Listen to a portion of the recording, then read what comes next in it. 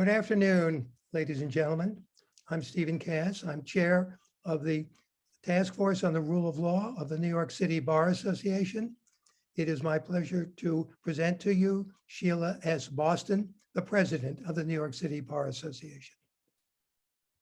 Thank you so much, Steve.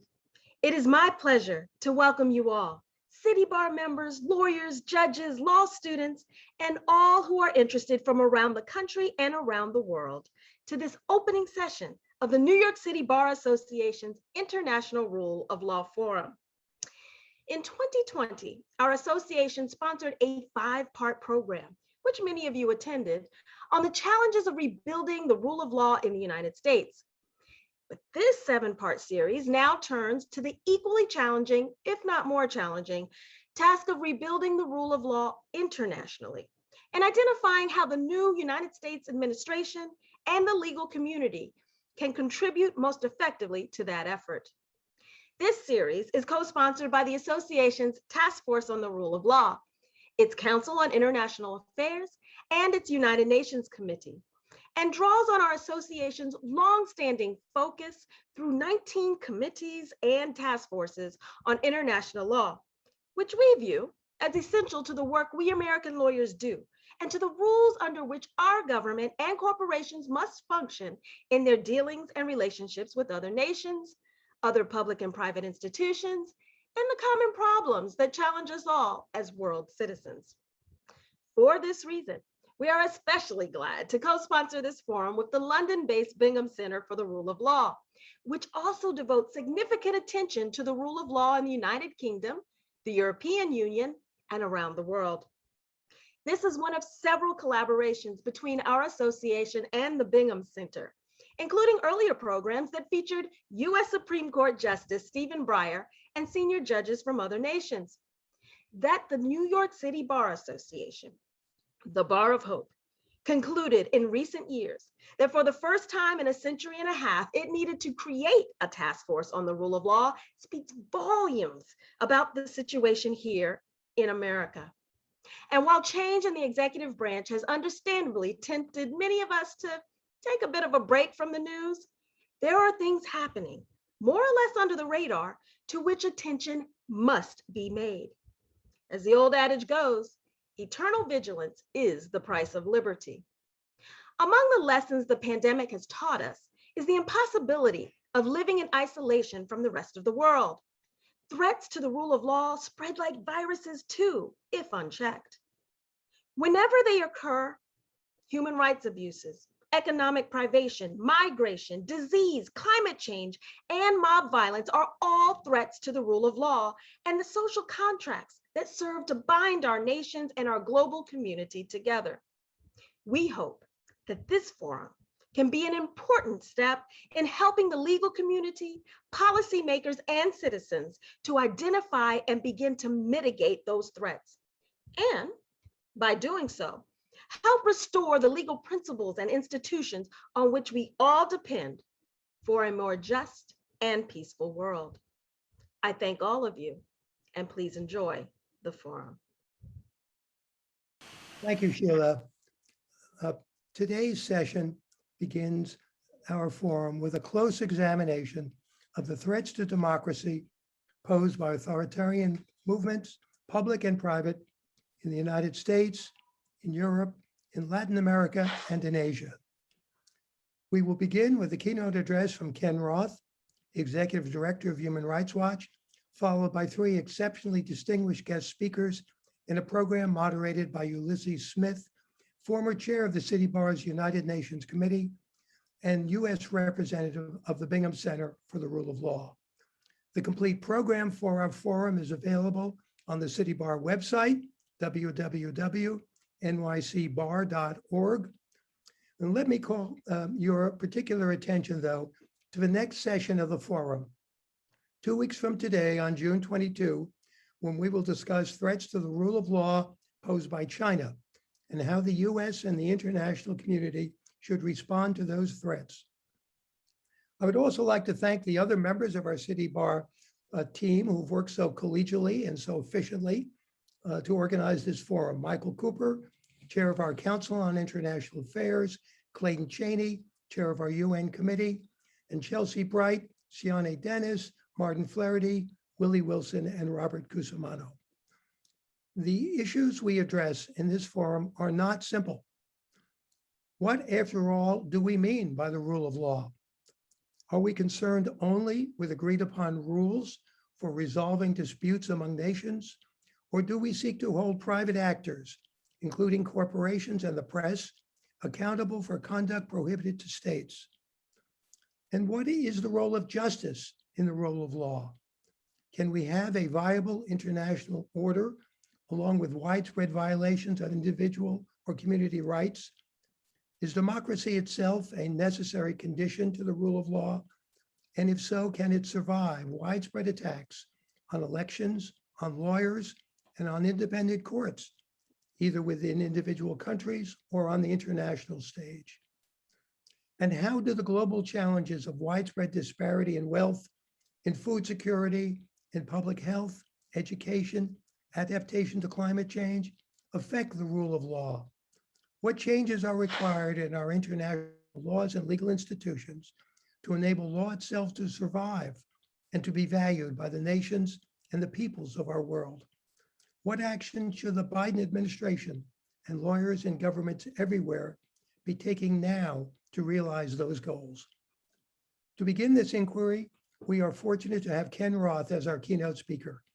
Ken is a graduate of Brown University and Yale Law School, a former assistant United States attorney, and for the past 30 years, the executive director of Human Rights Watch, which has become under his leadership the world's preeminent human rights organization, one that seeks to protect civil and political rights, as well as a wide range of social, economic, and cultural rights, and to do so on the basis of independent research, careful reporting, and targeted advocacy. It is my privilege to present him to you today. Ken, the virtual floor is yours. Well, thank you, Steve, and thanks for inviting me. It's very nice to, it's really a privilege to be able to address you. I was once very active in the New York City Bar Association. Indeed, one of my first human rights investigations to Cuba was under the auspices of the City Bar.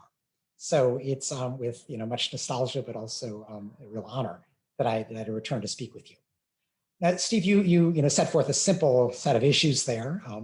I could probably answer them in the next 2 minutes or so, but let me just begin by saying that it's important, I think, that the overarching question you're asking, is the rule of law indifferent to the political system around it? And my answer is no.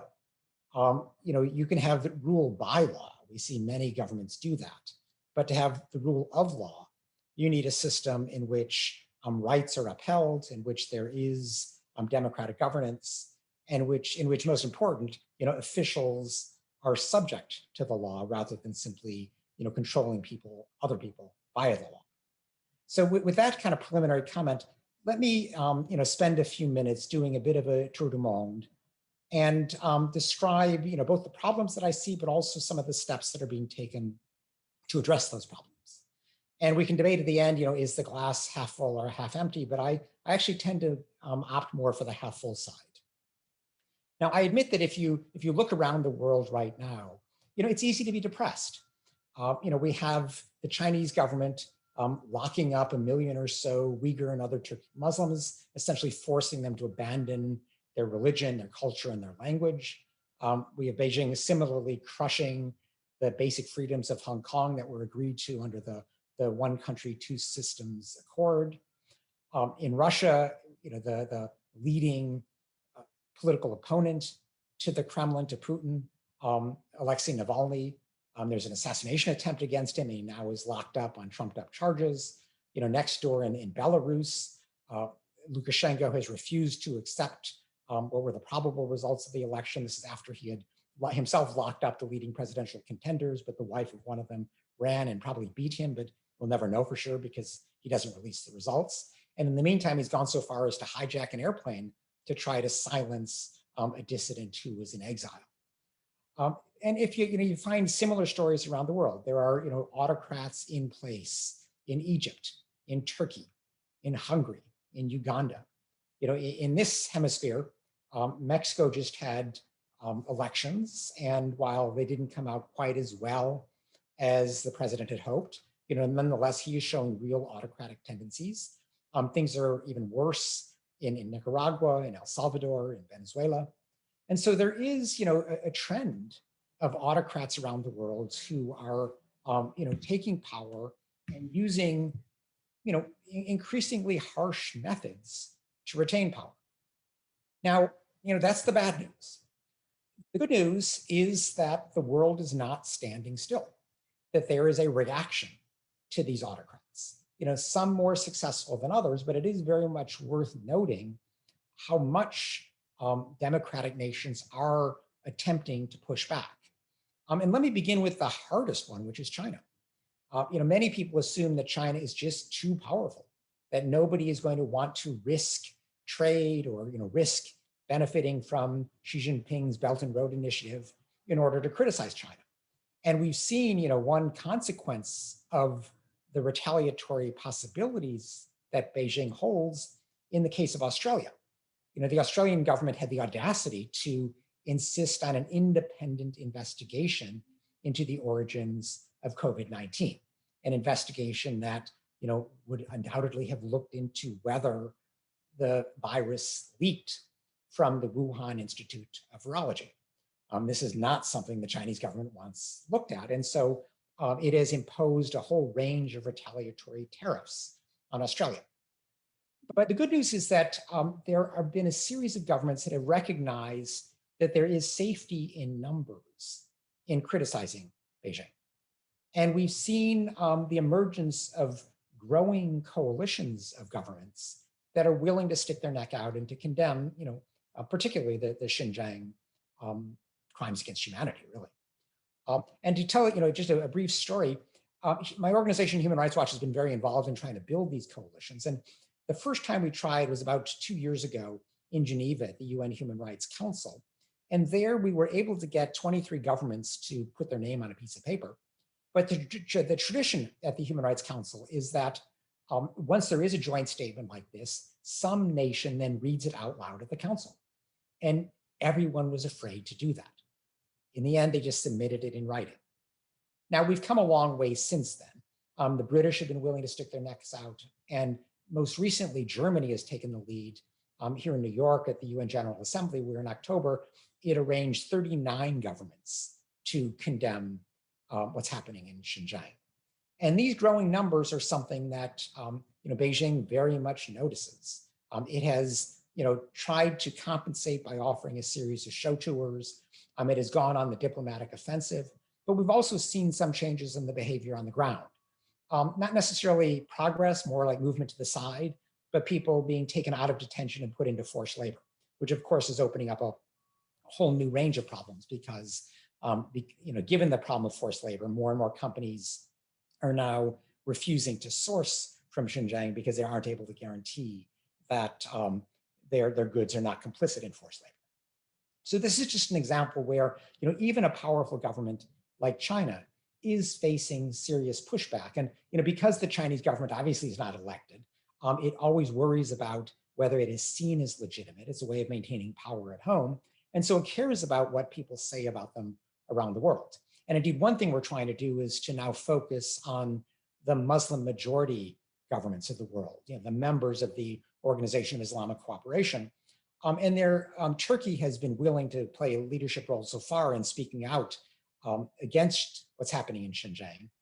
That's because Turkey has the largest Uyghur population outside of Xinjiang. But we're now actively trying to bring in other moderate Muslim majority nations as well. And this is a kind of a swing vote that China cares desperately about. It's clearly the global South, not just the West. And if significant numbers of these nations come aboard, it begins to open up the possibility of a formal condemnatory resolution at the United Nations, something that Beijing is absolutely desperate to avoid. Now, there has, if you look at, say, Russia and Belarus, I think that there we've seen an evolution that you could say is for the worse, but it also shows a degree of desperation on the part of Putin or Lukashenko. Both of these governments maintained a system of what you might call managed democracy, where they would, disallow certain opposition candidates. They would constrain the number of political parties that could run, but they would, nonetheless allow elections to proceed. And the results were never entirely known. What we see now, largely because of Lukashenko's apparent loss of the elections last October, as well as Navalny's success in gaming the system in Russia.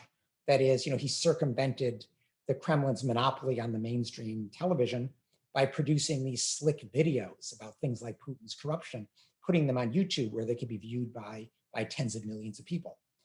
He circumvented the fact that real opposition parties were not allowed to vote by pushing so-called smart voting, where they urged people to just vote for, whoever was not United Russia, whoever was not Putin's party, giving a real blow often to Putin's party.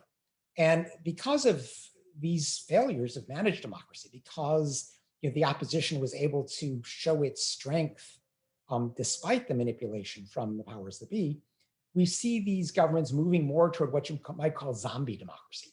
That is to say, democracy that just is not even in any sense credible. And that is a sign of weakness, because these governments do depend for their legitimacy on maintaining the facade of popular consent, the facade that they are serving their people, and that facade is rapidly being dismantled. So it gives us an opportunity to push.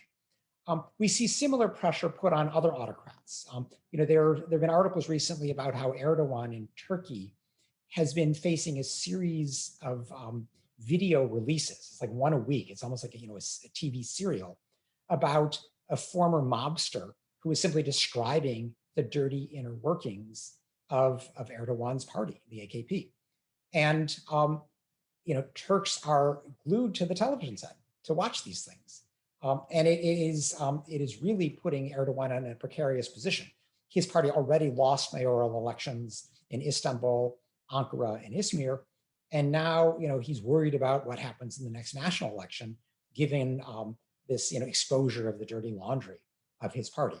Something very similar happened with Sisi in Egypt earlier in the year, where a former military contractor by the name of Muhammad Ali went on YouTube and again described the blatant corruption, the bribery, the abuse of public funds by the Egyptian military.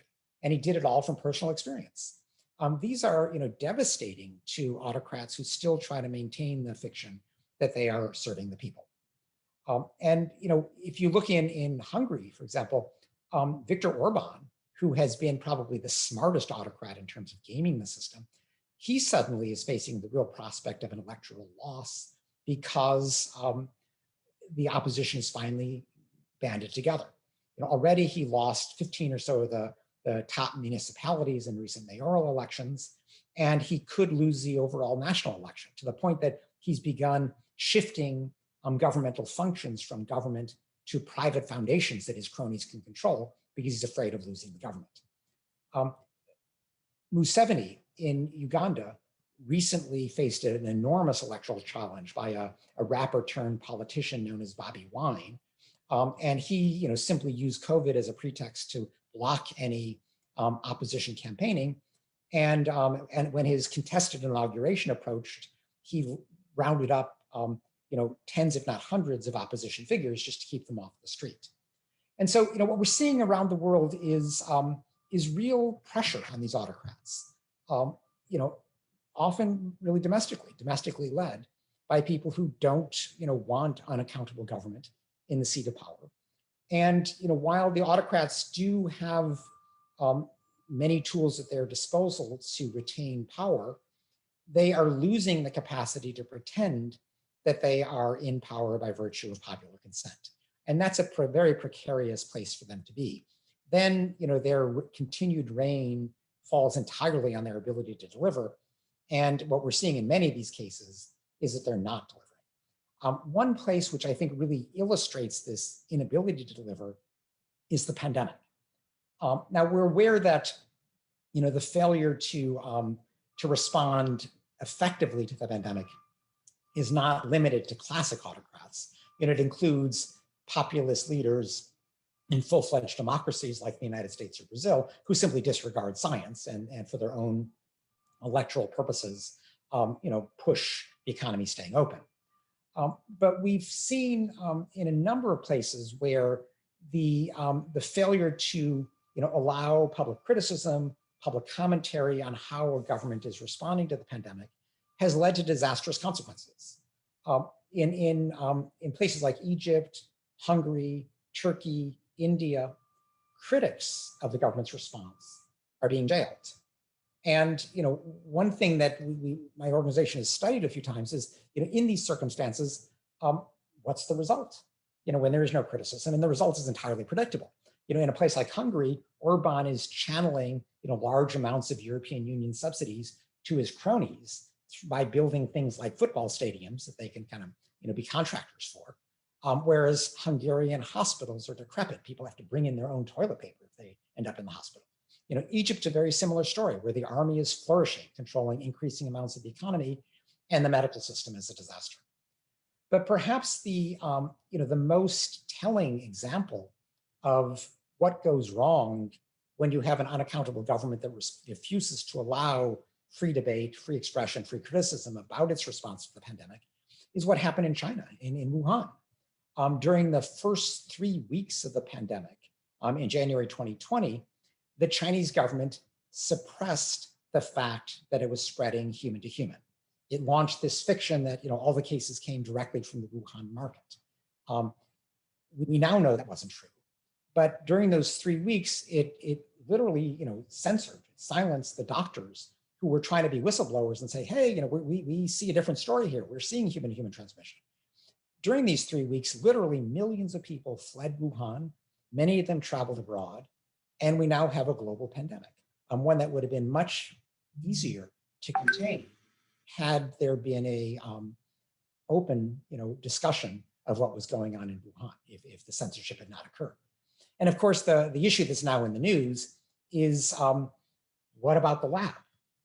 There have been very interesting articles recently in the Bulletin of Atomic Scientists and in Vanity Fair detailing the very significant circumstantial evidence suggesting that the virus evolved, not naturally the way SARS did or MERS did, but rather leaked from the lab in Wuhan after so-called gain of function research on bat coronaviruses. And we don't know whether this definitively happened, and Beijing is absolutely determined to prevent us from finding out. But if you had to sort of sit and look at the evidence one way or the other, increasingly it's looking like a lab leak is the most likely one. But again, we're not able to learn from this. We're not able to take the kind of precautions that really should be put in place now to either stop or seriously curtail this kind of dangerous gain of function research because the whole issue is being censored. So, where this leaves us is that there, is a kind of a battle underway for public sentiment. The caricature is to say, oh, there's orderly autocracy on the one hand that can handle big problems. And on the other hand, there is, messy democracy. And we don't want to go there.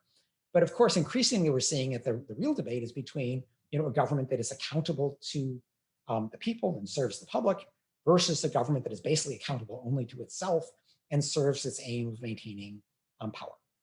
And so, that's the backdrop in which we operate.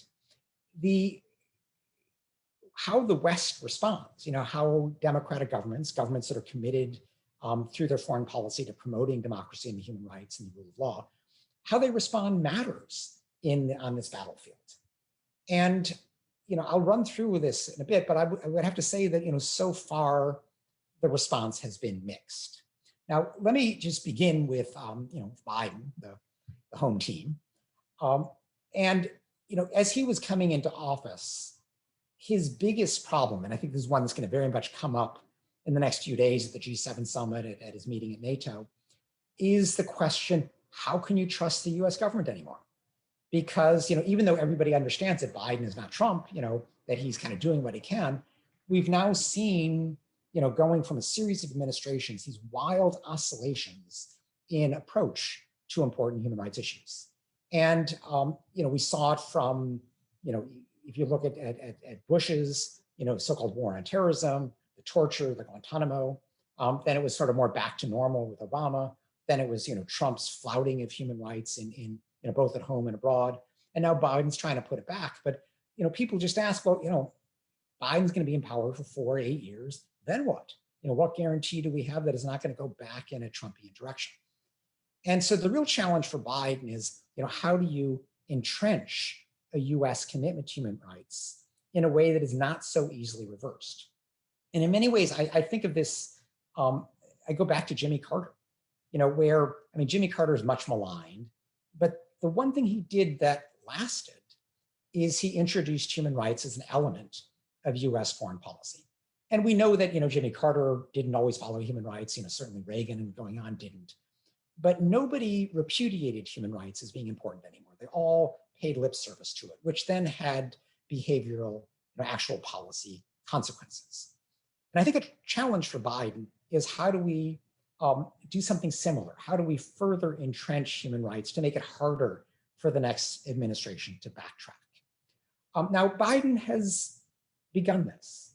He's talked in his opening foreign policy speech about the United States being guided by human rights. So it's really a stronger commitment than even Jimmy Carter's. And he's taken a number of very positive steps. We've got to give the man credit. He immediately rejoined the World Health Organization. He immediately re-embraced the Paris Climate Accord. He said that the United States would immediately run again in October for a seat on the UN Human Rights Council. He dropped Trump's sanctions on the International Criminal Court, although he still doesn't accept that the International Criminal Court has the right to investigate US torture in member state Afghanistan or Israeli war crimes in member state Palestine. So there's a limit to the principle here, but he took a step in the right direction. He's also been strong rhetorically on China. He has imposed trade restrictions, not simply to buy more soybeans from constituents in Iowa, but rather to limit the capacity of or the ability of US investors to assist Chinese tech companies that either export surveillance to autocrats abroad or that aid repression in places like Xinjiang. He's imposed trade import restrictions on things like Xinjiang cotton, representing about 20% of the world's cotton because of the pervasiveness of forced labor. And he has pushed for a more honest investigation of the Wuhan lab, despite the embarrassing fact that the United States was funding this dangerous gain of function research, that this, the US was a key partner in whatever was going on in that lab. He also has been very good on Myanmar, where his response to the February 1st coup has been, not simply to condemn, not simply to impose targeted sanctions on the generals who make up the junta, but to go further and to start squeezing the generals financially, imposing sanctions on their revenue sources. Not all of them yet. They've been limited with respect to gas. Chevron and Total are kind of the key actors there, but they've been moving in the right direction. So this is all kind of the ways in which Biden has lived by these principles. But then there's the other side. He decided not to sell offensive weapons to the Saudis because of their persistent bombing of civilians in Yemen. He didn't just parade the jobs poster the way Trump did, but he did the right thing in principle. But then he continues to sell arms to the United Arab Emirates, even though it has been supporting abusive forces in Yemen, the Haftar rebellion in Libya. He continues to fund Egypt, even though President Sisi is overseeing the most repressive government by far in modern Egyptian history. With Israel, he refused to criticize any part of the bombardment in Gaza recently, including the bombing of these huge apartment and office buildings, because of some ostensible Hamas presence, but with no showing that this was a proportionate attack, given the enormous civilian cost. He refused to let the UN Security Council even speak about Israel, saying, "Well, I'm just engaged in private diplomacy." And I almost got the impression that Biden was still kind of reading talking points that would have worked 30 years ago. But the world has evolved. The peace process has proven endless. And it's time for a different approach, one that is more focused on Israeli abuses, but which Biden so far has not been willing to do. Similarly on the border, there have been some improvements. He's ended Trump's Remain in Mexico program, where people are just forced to wait in very dangerous circumstances while their asylum claims are heard.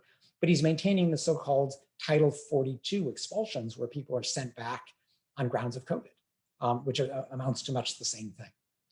So, there is still work to be done to achieve a really consistent foreign and domestic policy that genuinely is informed by human rights principles. There also are going to be challenges coming up. I mean, he's going to be seeing Putin in a week.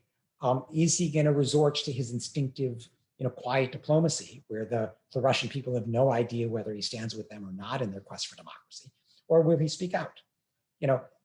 Is he going to deal with Modi in India, who himself has been, cracking down on civil society, on independent media? He's been pursuing a very overt anti-Muslim agenda, or is Modi just a potential ally against China? These are questions that Biden still has to face.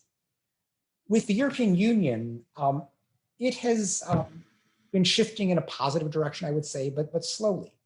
I do want to give it credit that during the dark Trump years, where the US basically just withdrew from promoting human rights, the European Union stepped up to the plate. It kept the UN Human Rights Council not only working, but actually you could argue stronger than it had been than when the US was a member. And so, despite the US departure, we saw a series of European governments step forward and take the lead on difficult and important initiatives. So, the Netherlands, for example, led in getting the Saudi UAE bombing in Yemen to be condemned. Finland has taken the lead on Libya. Iceland and Denmark have taken the lead on Saudi domestic abuses. Britain and Germany have taken the lead on China. And some of these have resulted in formal resolutions, others simply in statements of condemnation. But the European Union voice has been strong, and it's been able to find a way around its unanimity requirement. In fact, just yesterday, Heiko Maas, the German foreign minister, was saying, we've got to get rid of this unanimity requirement because it allows, Hungary's Prime Minister Viktor Orban to just sabotage anything said with respect to China or Russia or any of the governments he likes. But the European Union has figured out that, even if it can't operate as the European Union per se, its members can do a lot on their own, and they've been doing that. The European Union was a key defender of the International Criminal Court when Trump was attacking it for investigating Americans and Israelis. It has done very important work with respect to climate change. For example, you're all aware of how Bolsonaro in Brazil has basically green-lighted deforestation efforts.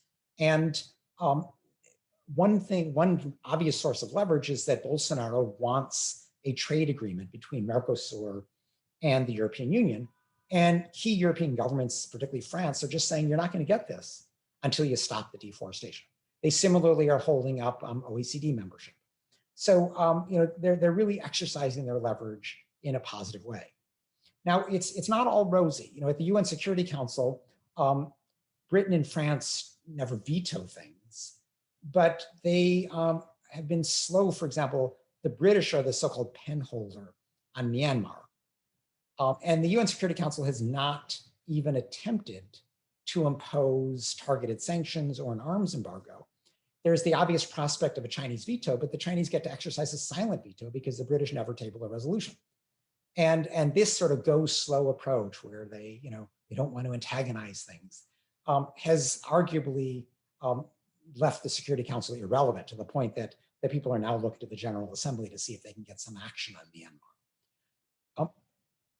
Merkel, who overall I think has been a tremendous ally in human rights and very courageous, particularly her immigration decision in 2015, had a horrible December.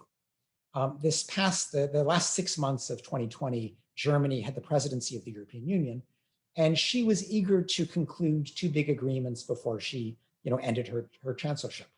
One was on the so-called issue of the rule of law, which is really about Hungary and to some extent Poland.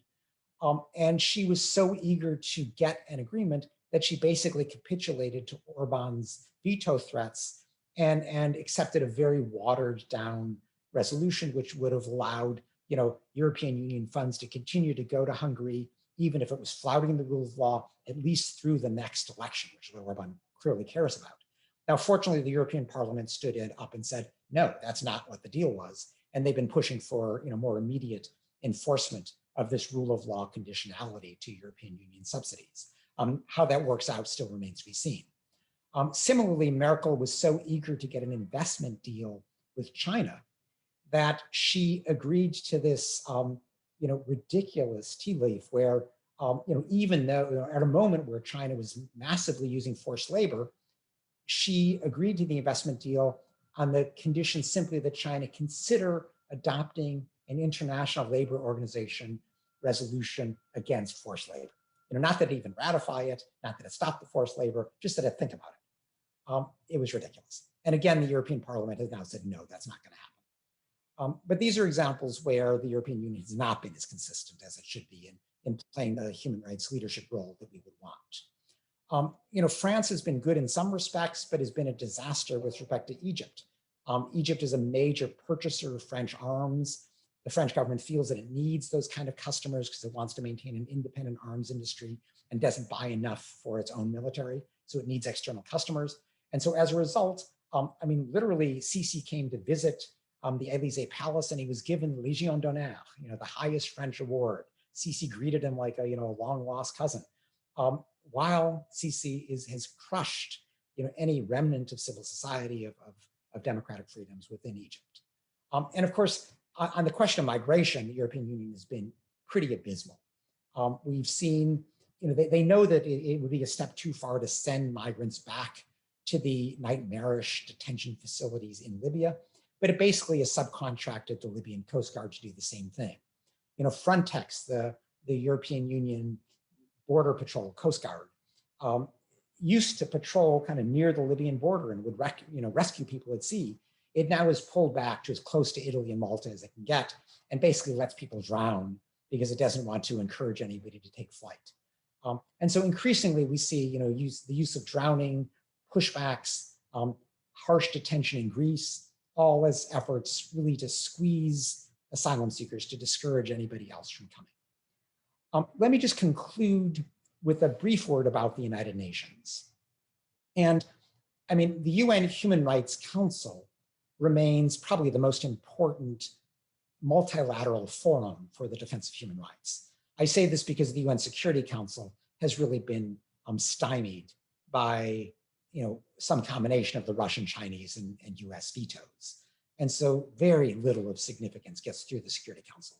But a lot of significance gets through the Human Rights Council, including not simply condemnations, but the creation of investigative units and even kind of quasi-criminal prosecutors to build cases for ultimate prosecution once a tribunal becomes available, whether it's the International Criminal Court or a country-specific tribunal, or more recently, more regularly, international or just national courts exercising universal jurisdiction, as Germany, for example, has been doing very effectively with respect to Syrian war criminals.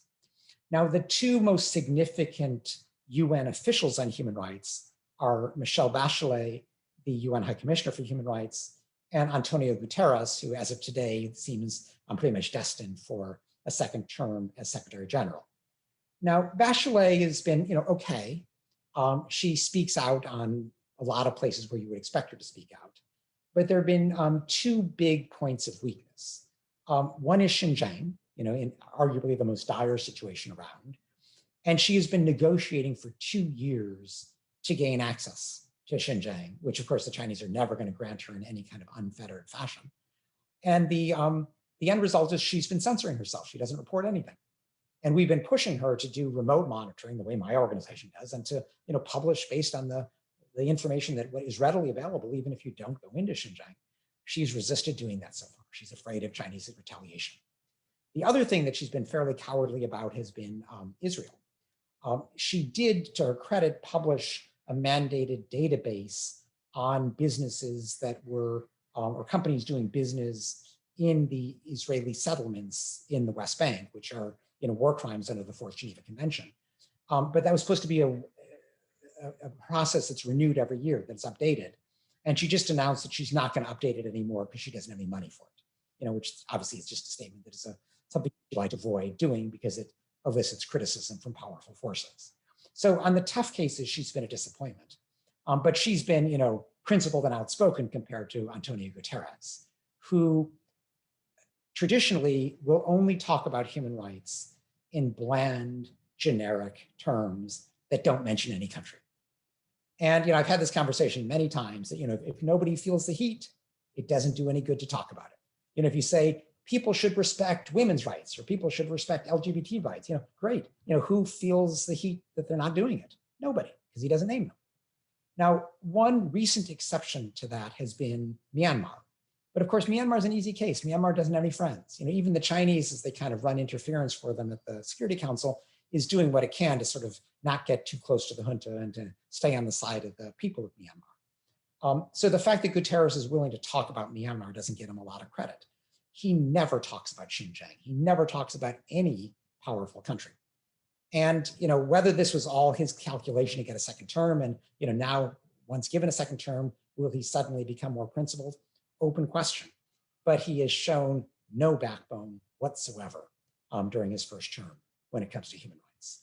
So that's the scenery. I mean, yes, there's a rise of autocracy. There's a deepening of dictatorship in certain countries, but there also is very significant pushback within many of those countries, and also by the international community, with the European Union having been playing a useful role, a growing role in recent years, and Biden now returning the United States in important ways to the fold to join that battle. Unclear how this comes out. It is a battle, but it's a battle that's very worth waging, and one that I feel in many respects is turning in our direction as people recognize that these autocracies are delivering only for themselves and not for the people that they pretend to serve. So I'll stop there. Thank you very much. Ken, thank you very much for that. Autocrats World Tour, the global view. It was really excellent and a very powerful opening both to this particular session of the forum, in that we'll be picking up a number of the themes in the various jurisdictions that you've addressed or initiated a conversation about today with our other speakers, but also for the forum as a whole, where we'll be doing a session on sort of the global governance system and the multilateral system. We'll be touching on China, of course, the role of business, et cetera. So it's a really terrific way to open up this forum. So thank you very much for that. I just want to flag for everyone in the audience, we will be coming on to a short question period with Ken before we get to the other speakers. You should use the Q&A function in the Zoom. I will be moderating those questions, but I don't know that we have a whole lot of questions posted just yet. So be thinking about your questions, and then we'll address those to Ken here shortly. I do want to just say, just on behalf of the Bingham Center, how thrilled we are to be collaborating with the City Bar on this 7-part forum. It's a topic that is so critical and at such a critical time. For those less familiar with the Bingham Center, it was founded in 2010 and is part of the British Institute of International and Comparative Law, and exists as an organization whose purpose is to advance the rule of law around the world. Yes, in the UK and Europe, but also in the US and all over the world. Its namesake, Lord Tom Bingham, was the preeminent UK judge of his generation and wrote a seminal account of the rule of law, named appropriately enough, The Rule of Law. It's a book that I would strongly recommend folks to seek out. Over the last several years, the City Bar and the Bingham Center have collaborated on a range of activities to promote and uphold the rule of law and access to justice. President Boston mentioned a number of those, including our events with Justice Breyer. And as a longtime member myself of the City Bar and former committee chair, I personally am thrilled to be working with Steve and our task force colleagues on these challenging and fascinating issues. The topics we will address during the course of the forum over the next several months, including, as I mentioned, international corporate conduct and the role of business to support the rule of law, US participation in multilateral bodies, migration, treaties, our next program that's coming up in a couple weeks on China and the impact of policies of the Chinese government on the rule of law, are among the most challenging rule of law issues confronting, yes, the Biden administration, but also in the US government, but also the international community, the citizens of the world, and importantly, lawyers and the legal community. Before I quiet down and turn to your questions, I just want to say a quick word on the remainder of the session and how it will go. We're going to spend about 15 minutes with Ken, touching on as many of the questions you have as we are able to. We will then hear from Ilana Szabo, who is the co-founder and president of the Igarape Institute in Rio, who will speak on issues related to Brazil specifically and Latin America. We will then hear from Philippe Sands, professor of law and director of the Center on International Courts and Tribunals at the University of Chicago, University College London, pardon me, Philippe, and is the author of several terrific books, including most recently The Rat Line, and one that personally has inspired my career as a lawyer tremendously, East West Street. He'll be speaking on issues related to the UK and Europe. And then we'll hear from Shona Jolly, who is the chair of the Bar and Human Rights Committee in the UK and is a barrister and heads up the human rights practice at Cloisters Chambers in London. And she'll speak on issues in India and South Asia, and probably touch on a smattering of other locations for good measure. So each of them will speak for about 20 minutes, and then we'll have an individual Q&A with them afterwards. And then we'll see if there's still questions coming in, and we may have a little bit of a dialogue at the end of the afternoon with as many as who can stay on. So now to the questions. Ken, I'm going to ask one because I need to sort of, for myself, because I need to review the questions that have now come in because they're flooding in at this point, which is very great. It is a bit of an Autocrats World Tour, and it was incredibly helpful, I think, to kind of get the global view of many of the places that these issues are cropping up. But one thing I don't necessarily feel like I get a clear sense of your view on is the level of urgency that this issue is bringing to us. Is the sort of increased rise of authoritarian governments and autocrats, is that something that is in appearance only, or is there something that these forms of government are appealing to in their populations and getting fairly significant support? Obviously, there's a lot of complexity and variation from country to country and political system to political system. But I just wonder if, you say the glass is half full, and I recognize that, but I wonder, do you feel like the challenge is greater now than it has been in recent years, recent decades even? You look at Freedom House, you look at a lot of the indices suggesting that liberal democracy is really under challenge currently. So I just wonder, is this a 3-alarm fire? Is it something that we can address and deal with in time? Like, what's your feeling about where we're really at? Yeah, I mean, Ulysses, I think it's a very acute problem. It's one that clearly has worsened over the last decade. And I think if you look around the world, it's not that wrong to extrapolate from the experience we had in the United States. Who is it who supports the autocrats? They tend to be people who feel that they're not being served by the system. It tends to be a more rural, more conservative population. It often isn't kind of an anti-elite, anti-urban movement. And if you look at, who does Erdogan appeal to? Who does Putin appeal to? I mean, there's a certain commonality to this. Orban. And they also, have in common what Trump did here, the ability to appeal to xenophobia, to intolerance. And the particular, enemy varies, but, often it's migrants. Sometimes it's Muslims, depending on the country. And so this, this combination of kind of appealing to the left behinds and using sort of anti-human rights arguments to build a majority support is common. And of course, it plays out against what is seen as sort of the failure of elite liberal democracies to serve people. And certainly the dysfunction of the United States has not helped. Now, on top of all that, we have the rise of China, which is something different. I mean, China is not appealing electorally at all at home. But it is very much trying to present itself as a positive alternative to democracy. It does that, in part for ideological reasons, but I think mainly for reasons of self-preservation. Because it cares so much about these sort of external indicia of legitimacy, it wants governments, particularly in the global South, to applaud, sort of the Chinese Communist Party rule model as superior. And but I think what all of these have in common is an Achilles heel of actually not doing that well serving key segments of the population. And so if you take Erdogan or Sisi or Orban, they're not doing well economically. They when you have governments that tend not to want criticism, they also don't listen to advice, and they often make the wrong decisions.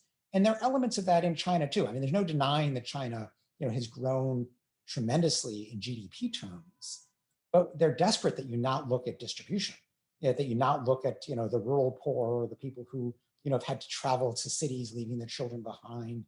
They certainly don't want you to look at how they treat the Uyghurs, the Tibetans, or the Inner Mongolians.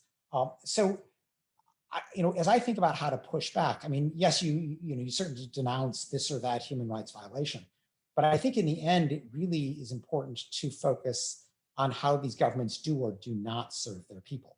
And that ultimately is their weak link, because they all are interested foremost in serving themselves.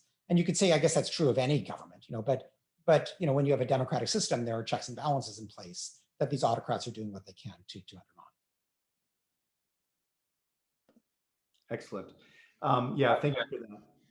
So questions are coming in. I want to take a few minutes. We still have a little more time with you, Ken. You did cover a lot of countries, but people are still hungering for other specifics. So I'm just going to throw a few of them out there that have been raised in the questions, and you can pick and choose and address those you would like to or not. The first of which is Canada. A questioner cites the Canadian government on First Peoples, mentioning the tragedy of 215 dead in a residential school, and whether there is a role for the U.S. or an audience here to speak out against some of the things that have happened in Canada. There is also a question about Nigeria, Nigerian government, and Biafra and Christians in Southeast Nigeria. And then lastly, there was a comment on Helen Clark from New Zealand, having maybe being in a position to have shown some backbone on challenging states on their human rights record, but maybe she might have paid a price for that in her own effort to become the UN Secretary General the last go around. So I'll leave it at that for now, if you don't mind. Okay, sure. Well, I mean, I can just respond quickly there. Look, at there's this tragedy that has come to light recently in Canada. I mean, if the question is what role can people in the United States play, I would say that we should look at our own history. I mean, there clearly is a strong movement within Canada to look at the abysmal treatment of its native population, and you see similar efforts in Australia and New Zealand, much more so than in the United States. And so while I'm all for U.S. citizens speaking out about Canada, we actually have a pretty bad record of looking at treatment of Native Americans here, and I think we could do more on that, as well as really exploring the treatment of African Americans and the like. With respect to Nigeria, suddenly it's in the news because Buhari, the president, has shut down Twitter, because it had the audacity to remove one of his incendiary tweets. But Nigeria is going through a tough time right now. There are these mass abductions. There are these large-scale disputes between agriculturalists and pastoralists. Boko Haram is still going strong. There's sort of a revival of separatist militia in the southeast. And Buhari, rather than confronting these problems, shut down Twitter because social media has been a very strong medium for criticizing the government's failures in these areas. So I mean, I'm not aware of what the U.S. government has said on Nigeria just yet, but Nigeria does have a very vigorous civil society, a free press, elections that tend to be reasonably free and fair these days, and I would push on some of these process points to try to get the government to address these very severe problems overall. Finally, on Helen Clark, her most recent illustration of weakness was that she was a member, one of the co-chairs of the team that was supposed to do an analysis of how the World Health Organization handled COVID. And it was a pretty weak report. It was really nothing about WHO just allowing itself to be hoodwinked by the Chinese denial of human-to-human transmission. So it was just a pretty poor showing. And I guess, I haven't followed closely her history, but it is a kind of, just a recent example where, while she's a big name and kind of broadly respected, there's not quite as much, principled backbone there as I would want. Excellent, thank you. Another question we have about the role of business. Not necessarily business and human rights, but rather business and autocracy. The question is, how do businesses support or tolerate autocracy, and what role can business play in countering autocratic governments and autocratic movements? Well, look, the first responsibility of business is to avoid complicity in serious human rights violations. And that, means, obviously, paying attention to your own workplace, but it also means, looking at supply chain. And that's really kind of where the debate is these days. It wasn't so long ago that businesses would say, oh, we human rights, that doesn't concern us. We're just here to make a profit. But, no major company says that anymore. They all recognize that they have to worry about their reputation in human rights terms, because of the possibility of consumer revolt, shareholder action, disgruntled employees, difficulty in recruiting, the whole gamut. So, any CEO these days pays attention to human rights, but is that just kind of a nice phrase in the annual report, or is it really implemented? And the answer to that question tends to center around how they treat supply chains. And the European Union is now, Germany in particular, is debating legislation. How far down do you look on a supply chain? And or how big a company do you have to be before you worry about a supply chain?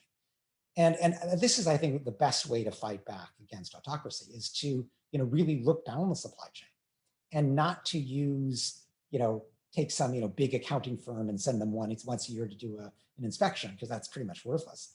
But rather to insist on the local conditions that would allow you to know whether there's a problem in your supply chain. And what that means is free trade unions, free media, free civil society, because the way you find out is by talking to people in the community. And if there are those basic freedoms there, you're very quickly going to find out, is there a problem in the factory or the mine or what have you. And so if companies say, look, we can't really do business in this country if you've shut down civil society, because we then don't know if we're complicit in human rights violations or not. We don't know what our supply chain looks like. That can be a very powerful force. Great, thank you. We have two more. I'll take them one by one. I won't merge them. One of which is, do you have a favorite definition of rule of law? I opened with that.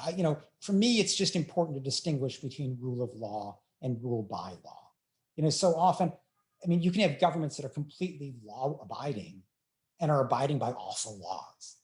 And so that's why I really don't think you can separate rule of law from its key partners, which is, respect for human rights and periodic elections.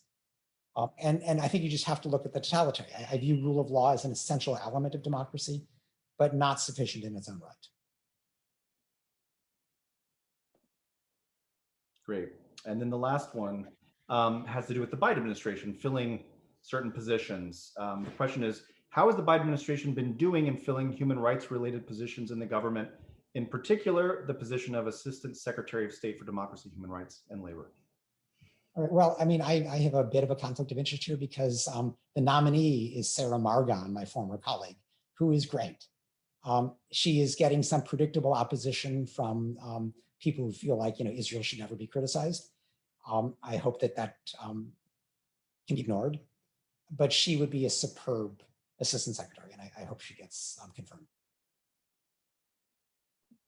Great. Well, Ken, thank you so much. We really appreciate you opening the forum for us. It was incredibly helpful. And as I said, you've given us a lot to follow up on with other individual speakers and other sessions to come in the forum. So thank you so much for joining us. We really appreciate it. Thank you for having me. Now, Ilana, if I may, the floor is yours. The virtual floor is yours. Welcome. No, thank you so much. And I mean, speaking after Ken, what a challenge. And it was wonderful to hear from you, Ken. So thank you for this Magna class. So many thanks for the invitation, Steve and Ulysses. It's a real honor to be speaking here to the members of the New York Bar Association. I wish I could be there. I was doing my fellowship at Columbia University when the pandemic hit. My plan was to stay a little longer and continue my research. So, you know, hopefully to one day soon we'll meet in person. So I would like just to start my remarks saying actually why we should worry with the rise of populist authoritarians in Brazil and Latin America. So I will just say that Brazil and other important Latin American democracies are facing the rise of these populist authoritarian leaders. I think Ken spoke a bit, and it's important to say that governments are doubling down on militarized mano dura approaches that are not new, but you know, today I think there are many other tactics and strategies being used that we should be aware of. So in the process of, I would say, increased use of force in the region, they're undermining democratic institutions and restricting civic space, which is an object of my studies and my actual, I would say, work as a civic entrepreneur. So I'll speak from this angle especially, but of course, I'm very open to the debate and to just give a broader view. So by civic space, I mean this arena in which civil society groups and individuals are able to organize, participate, and communicate without hindrance or intimidation. And in doing so, we can claim our rights and influence the political and social structures around us. So across the Latin American region, we see that the closure of civic space not only threatens human rights, but also is undermining the possibilities of liberal democracy. So it's a region where democracy is still consolidating in many of the countries. It distorts election results, curbs informed public policy, and severely restricts the ability of citizens to hold the governments accountable. So these threats are escalating to very alarming levels in countries like mine, Brazil, but also we see this in Colombia, El Salvador, Mexico, Peru, Nicaragua, among others, in different scales.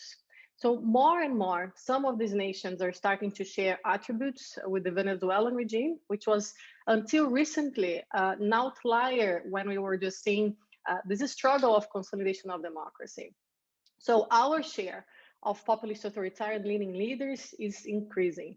So the most obvious, I would say, Brazil, Mexico, and Venezuela.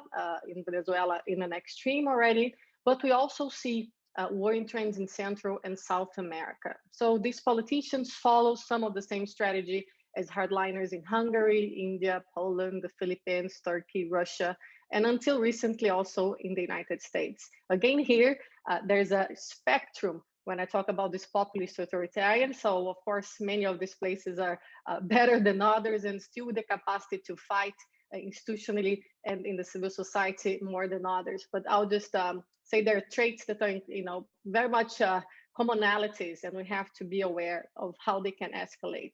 So as Levitsky, Zibla, Monk, and among other scholars have observed, we're seeing democracies not dying in spectacular fashion anymore, but being corroded from within. So authoritarian leaders from the left and right are being democratically elected, but once in office, they're rapidly expanding their executive powers, dismantling the systems of checks and balances, and subverting democratic institutions. So there I include the legislature and judiciary, and of course the attacks on free press, on culture and arts, on civil society, minorities, is just the continuation of this playbook. So more and more, we're seeing the armed forces also in the region and other securities agencies being called on to lay down their support for these elected leaders. And it's more subtle than the traditional coup d'etat with tanks on the streets. So it's important to say that. that I don't expect tanks and the military doing a coup in Brazil. But today, there are over 6,000 military in civilian positions in the federal government. So what does it say in terms of the independence of the armed forces vis-a-vis the federal government? So what we see today are soldiers and high-rank officials acting as participants of day-to-day politics, and in a way as guarantors of this asymmetrical balance of power that these authoritarian leaders are seeking to impose. So populist and authoritarian leaders and their governments are exerting a chilling effect on artists, activists, journalists, and scholars. I'll add here also scientists across Latin America. So they do reject human rights and science, harass and criminalize opponents, and more are doing the gaming that Ken mentioned that Orban was a master of implementing repressive legislation. So change bit by bit the capacity of institutions to react. So each day they're getting better and better in silencing dissenting voices.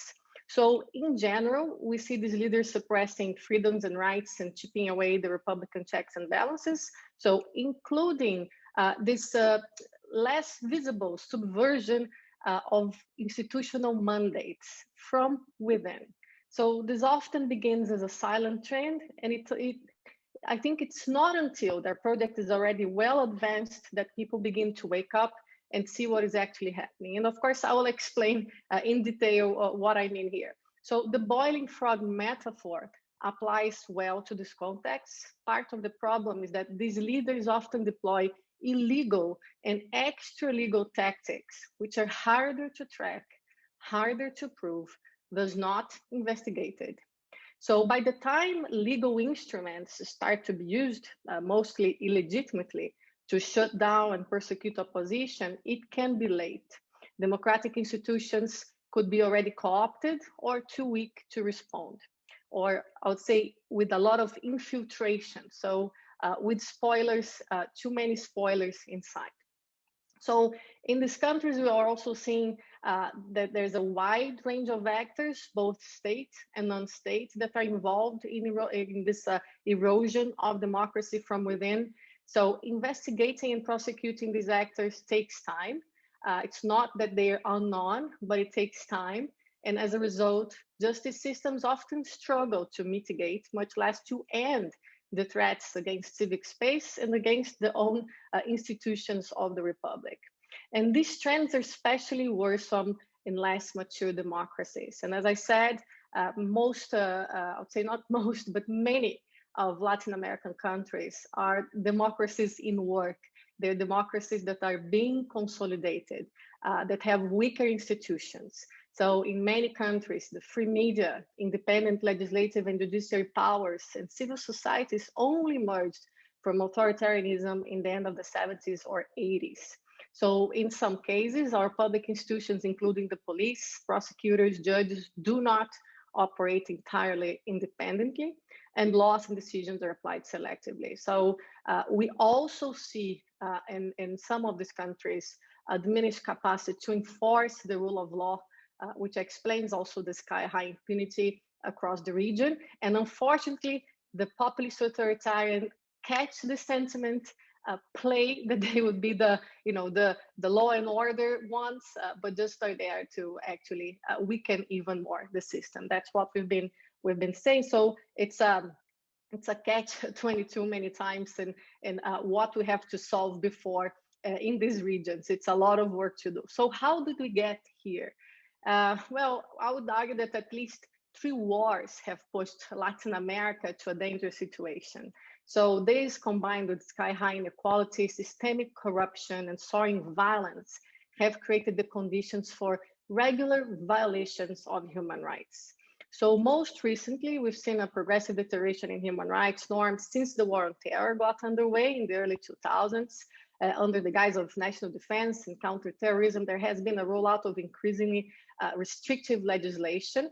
Across Latin America, we've also been dealing with the war on drugs since at least the 1970s, with extensive militarization and privatization of security across the region.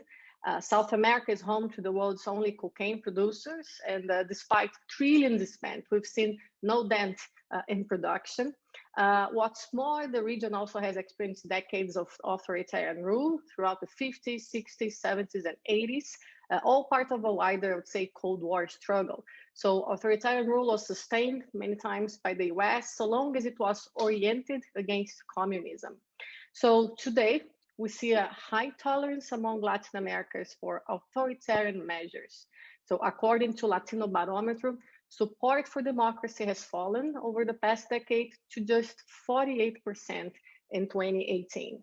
So despite extraordinary efforts to install democracy, today there's a kind of indifference across the wider population. And this is especially high among younger cohorts, which is really worrying because they haven't been feeling, they don't know what happened in those countries during the dictatorship's time. So in Brazil, for instance, a survey showed that over 82% of Brazilians accept a degree of relativization of democracy. That to say that they agree that in crisis, so inverted comma, it does not matter that the government goes over laws, Congress, or institutions with the aim of solving problems and improving the lives of the population. So 82% of people in Brazil agree that it doesn't matter if it's to solve a crisis, that the rule of law is not the first to be observed. So for me, this is very scary. In recent years, the combined pressures of economic recession, corruption scandals, and growing distance between politicians and voters has also deepened the crisis of representativeness. And of course, not only in Brazil, but across the region. Authoritarian populist governments sell themselves as political outsiders, come to power on the back of anti-established speeches, but actually they don't change anything, and they generally know how to game the system even further. So most citizens see governments as dysfunctional and unable to tackle key problems in the socio-economic. And I think with the pandemics, it's very important to say the health realm is also contributing to this perception, and not without a good reason, because Latin American countries have registered over 30% of COVID deaths in the world. And the region has just not even 9% of the global population. So it's been a real disaster there. So it's ranking pretty I'd say bad when it comes to the toll, but also the response to the COVID crisis, and just deepening this I'd say perception that the governments are not there to serve the people. So in Latin America, like other parts of the world, also misinformation, disinformation, and conspiracy theories are getting a lot of traction, much more than science and facts. So with an increasingly skeptical and divided public, authoritarian practice and rhetoric is finding fertile ground. So this is especially so during the pandemics, just really, I would say, deepening this divide of those that think that opinions are facts and those that actually believe in science. And populist authoritarians are just taking advantage of this crisis to deploy instruments to expand their reach and weaken their opponents. So how do we see the change from rhetoric to practice, like from a rhetoric of a populist authoritarian to the actual dismantling of democracies from within? So just to illustrate a few points, I would like to focus on the case of Brazil, which is the one I can speak more from like a closer, I would say, day-to-day, 24-hour attachment and analysis. So like other authoritarian leaders around the world, President Jair Bolsonaro has deployed the tools of the digital age to undermine our country's democracy and also to sow social division. I would argue that the most dangerous elected leader today is Jair Bolsonaro, and I would explain why. And I see three reasons for that. So first, his mishandling of the pandemic.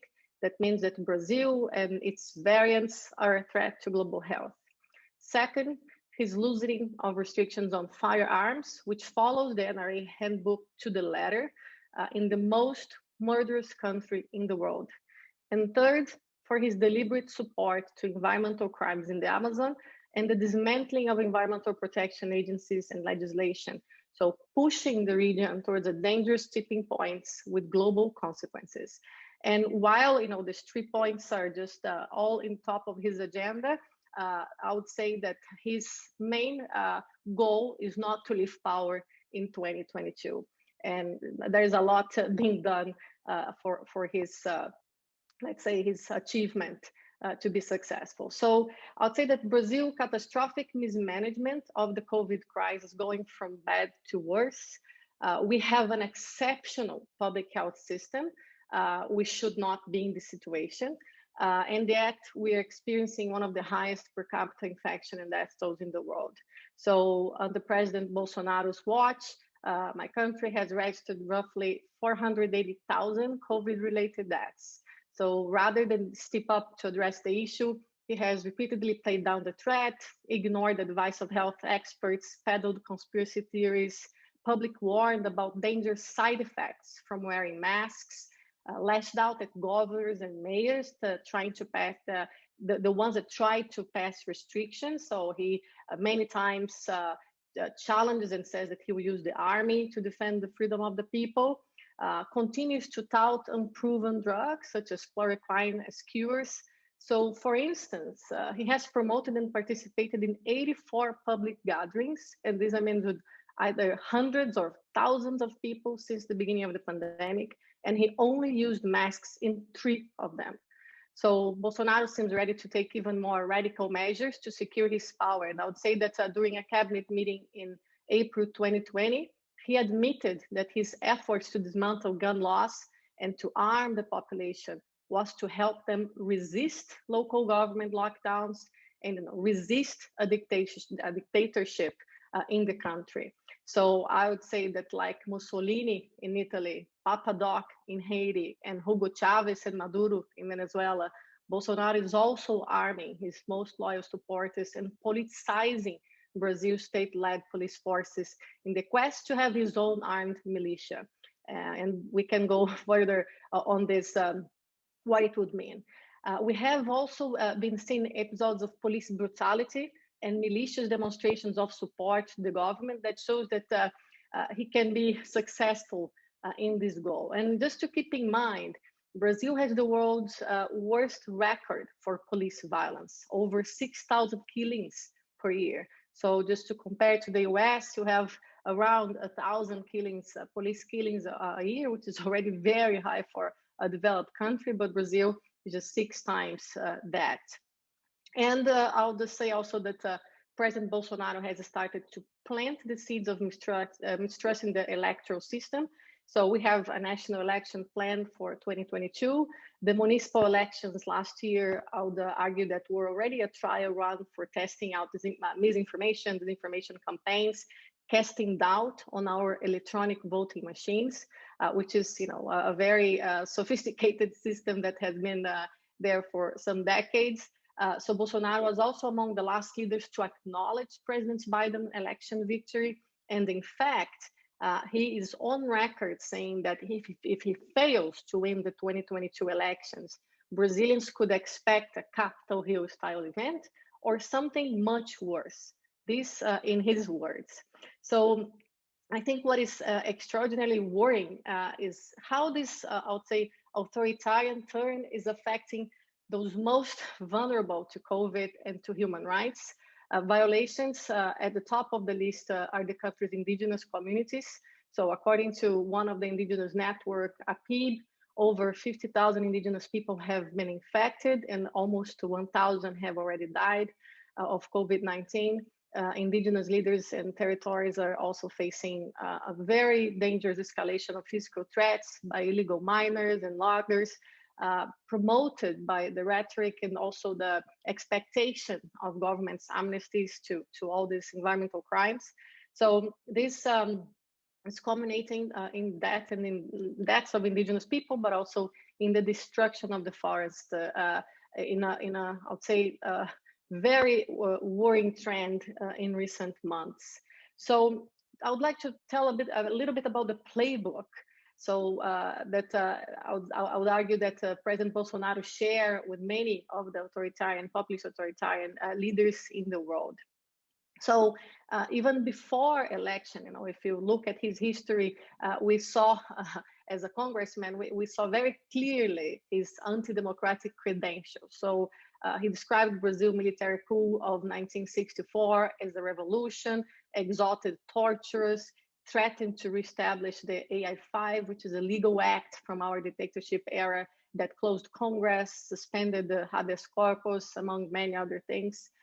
He's a master of hate speech, misogyny, discrimination against women and minorities, and unfortunately, he takes pride in public insulting his opponents.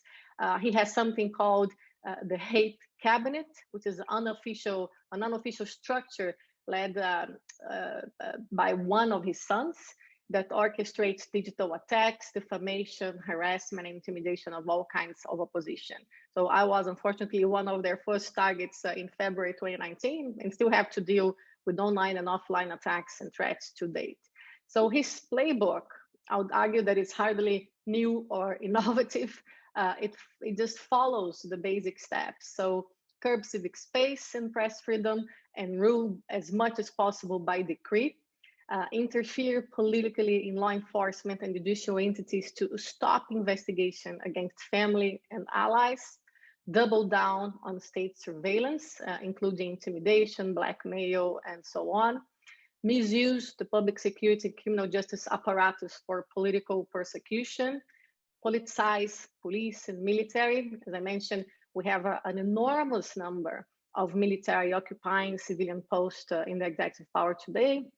And this number is higher than the sum of the number of the same categories during the whole 20-year dictatorship period. So it's even comparing to the military dictatorship, it's a very high number of military and civilian just positions in government.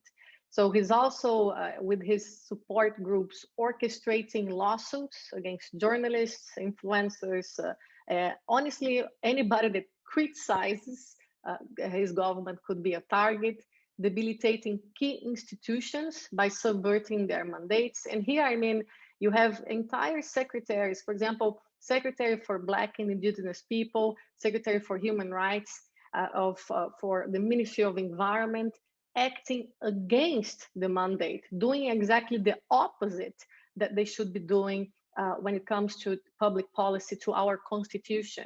So it's basically a project of destruction. They're not, I would say, proposals. They're destroying what was there.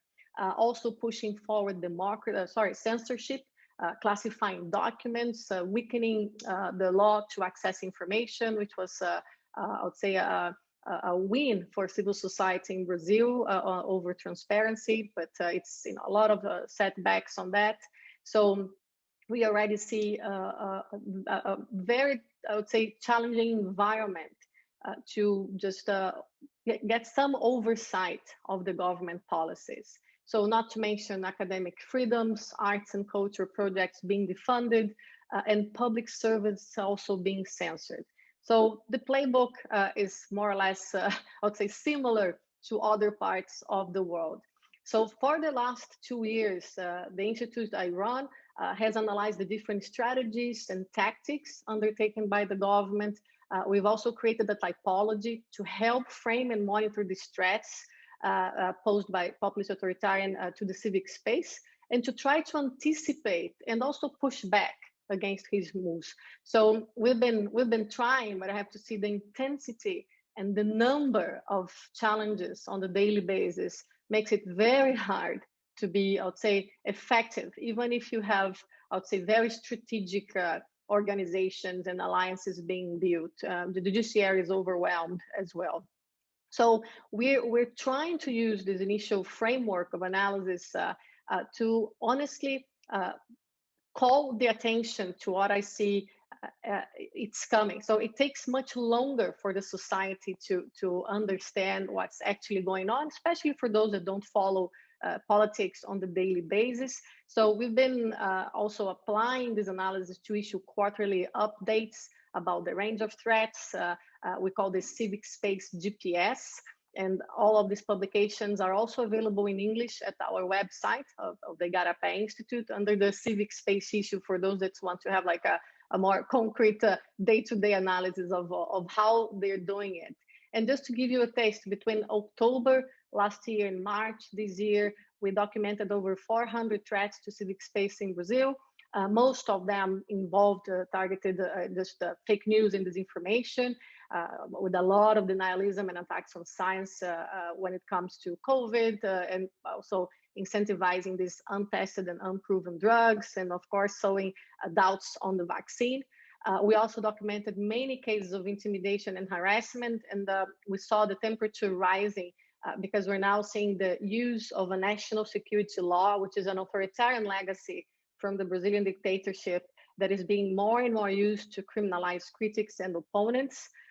So we see a changing of tone there, and I would say much proving that the extra legal and illegal ways of harassment and intimidation are turning into the legal instruments that are still available, and other changes in the system and in the laws are trying to make it harder for opposition to have a voice.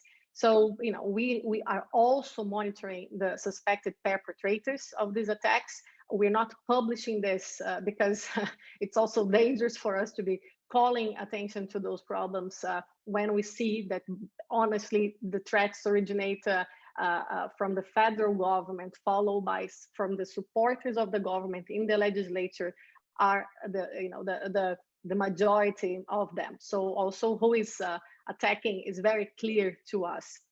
So what are the impacts to date to our fragile democracy? I would say that they are profound, because we are already seeing, like, less than 2.5 years from the government starting, we already seeing barriers when it comes to accessing public information. So we lost transparency. And as I said, we had a long battle, and we have laws today that basically give access to all public information, but it's getting harder and harder, documents being classified. So it's just being much more, I would say, difficult to just oversee the acts. So we see increasing allegations of corruption and mishandling of public funds. We also see we had a closure of all channels of participation and civic engagement, including in public policy councils in the country. We also see that many of the public policy has been affected with just the effectiveness, the efficacy. So there's no more, I would say, ways of holding accountable that public policy should be informed and evidence-based. So this, of course, already puts the delivery of basic public goods under threats and essential services. And just think that the majority of the population is very poor. We're seeing an increase in poverty, in health issues and food insecurity. So I would say there's also this evidence of widespread censorship, and even what I would say the first step, which is like self-censorship, because civic leaders, journalists, artists, public servants are afraid of speaking out. So there's a lot of self-censorship apart from the intent to really establish a public censorship in the debate. And all of this is already contributing to a massive exodus of talent in the country, leading to brain drain with generational implications. And in the process, international ranking agencies like VDEM or The Economist have downgraded Brazil's democracy from liberal to electoral, or to flawed, as the Economist calls Brazil, contributing to a wider isolation from the multilateral scene. So 2 final points. What can the US do about it, if anything? And I would say, well, the US president could dramatically scale up, and I think he's showing that he's intending to do that, but support for liberal democracy and multilateral action. So there needs to be a clear signal from the highest level of the importance attached to the values, principles, and ethics of democratic governance. And honestly, we're relieved when we saw the results of the election in the US. This is, I would say, the good news from countries like mine. When you look and say that's possible, we can try to do the same. It's not going to be easy, but let's keep that hope. So the US could also create forums to encourage civil society exchange and access to key senatorial congressional partners. So the more that the US can give voice and platform to key voices from Latin America, including to express concerns about the suffocation of democracy, the better, but also on key issues of interest, like, for example, the protection of the Amazon. The US could also explore ways of promoting subnational diplomacy, including between governors and mayors. So Latin America and the US are profoundly urban societies, and there are ample opportunities to strengthen these pro-democratic credentials of subnational leaders. So we have many good leaders that would benefit and actually would plant the seeds for democratic renewal in the country. So I would also say that any bilateral partnerships involving financial commitments, including on issues ranging from public health to environmental crime, need to be based on results, and there must be some degree of conditionality on US support that takes democratic risks into account. And that's especially so when you come to military cooperation in the region because of the history we have there, be it the war on drugs, be Central America, and more recently even when the climate agreement with Brazil was being discussed. So I think we need to fight for that, for the democratic concerns to be included when commitments are being discussed and negotiated. And final point on that, the US Chambers of Commerce can also be encouraged to apply more careful human rights criteria, as well as the application of ESG metrics in relation to their investment portfolios. There's a very real threat associated with deforestation, as you know, with global ramifications, and we're dangerously close to the tipping point when it comes to the Amazon basin. So, and my final points here, more general, how can we fight back? So we need common strategies to protect democracy and vote populist authoritarians across the globe out. So despite political disagreement, I think the most important now is to protect the rules of the game so that it can be played and not destroyed. There's no doubt that in the coming years, polarization will still be predominant. So there are a few things that I believe we could be doing just to change this and to make sure this will be just a short period of time. So strengthen and broaden coalitions for defending the public good, informed public policy, and I would say civil society and the private sectors have to be in these coalitions together. Foster civic action, protect and support civil society actors that are, like, let's say, they don't have the institutional backing of many of the institutions that can resist the anti-democratic attacks. So in a way, we need, as we know, more civic action, but it's very hard, especially for those, grassroots and in more vulnerable areas. So engage in the debate about the role of the internet and new technologies in promoting democratic fair play. I didn't speak a lot about it, but I think this is an important topic. Name and shame, double down on partnerships with national and international independent media, but also international community to do the carrots and sticks and to push these populist authoritarians to the table when they have to be, or out of the table when they are not just complying to any of the norms we're pushing forward, and build bridges and work across sectoral and disciplinary silos and geographic and political divides. So we need to unite for the cause of democracy.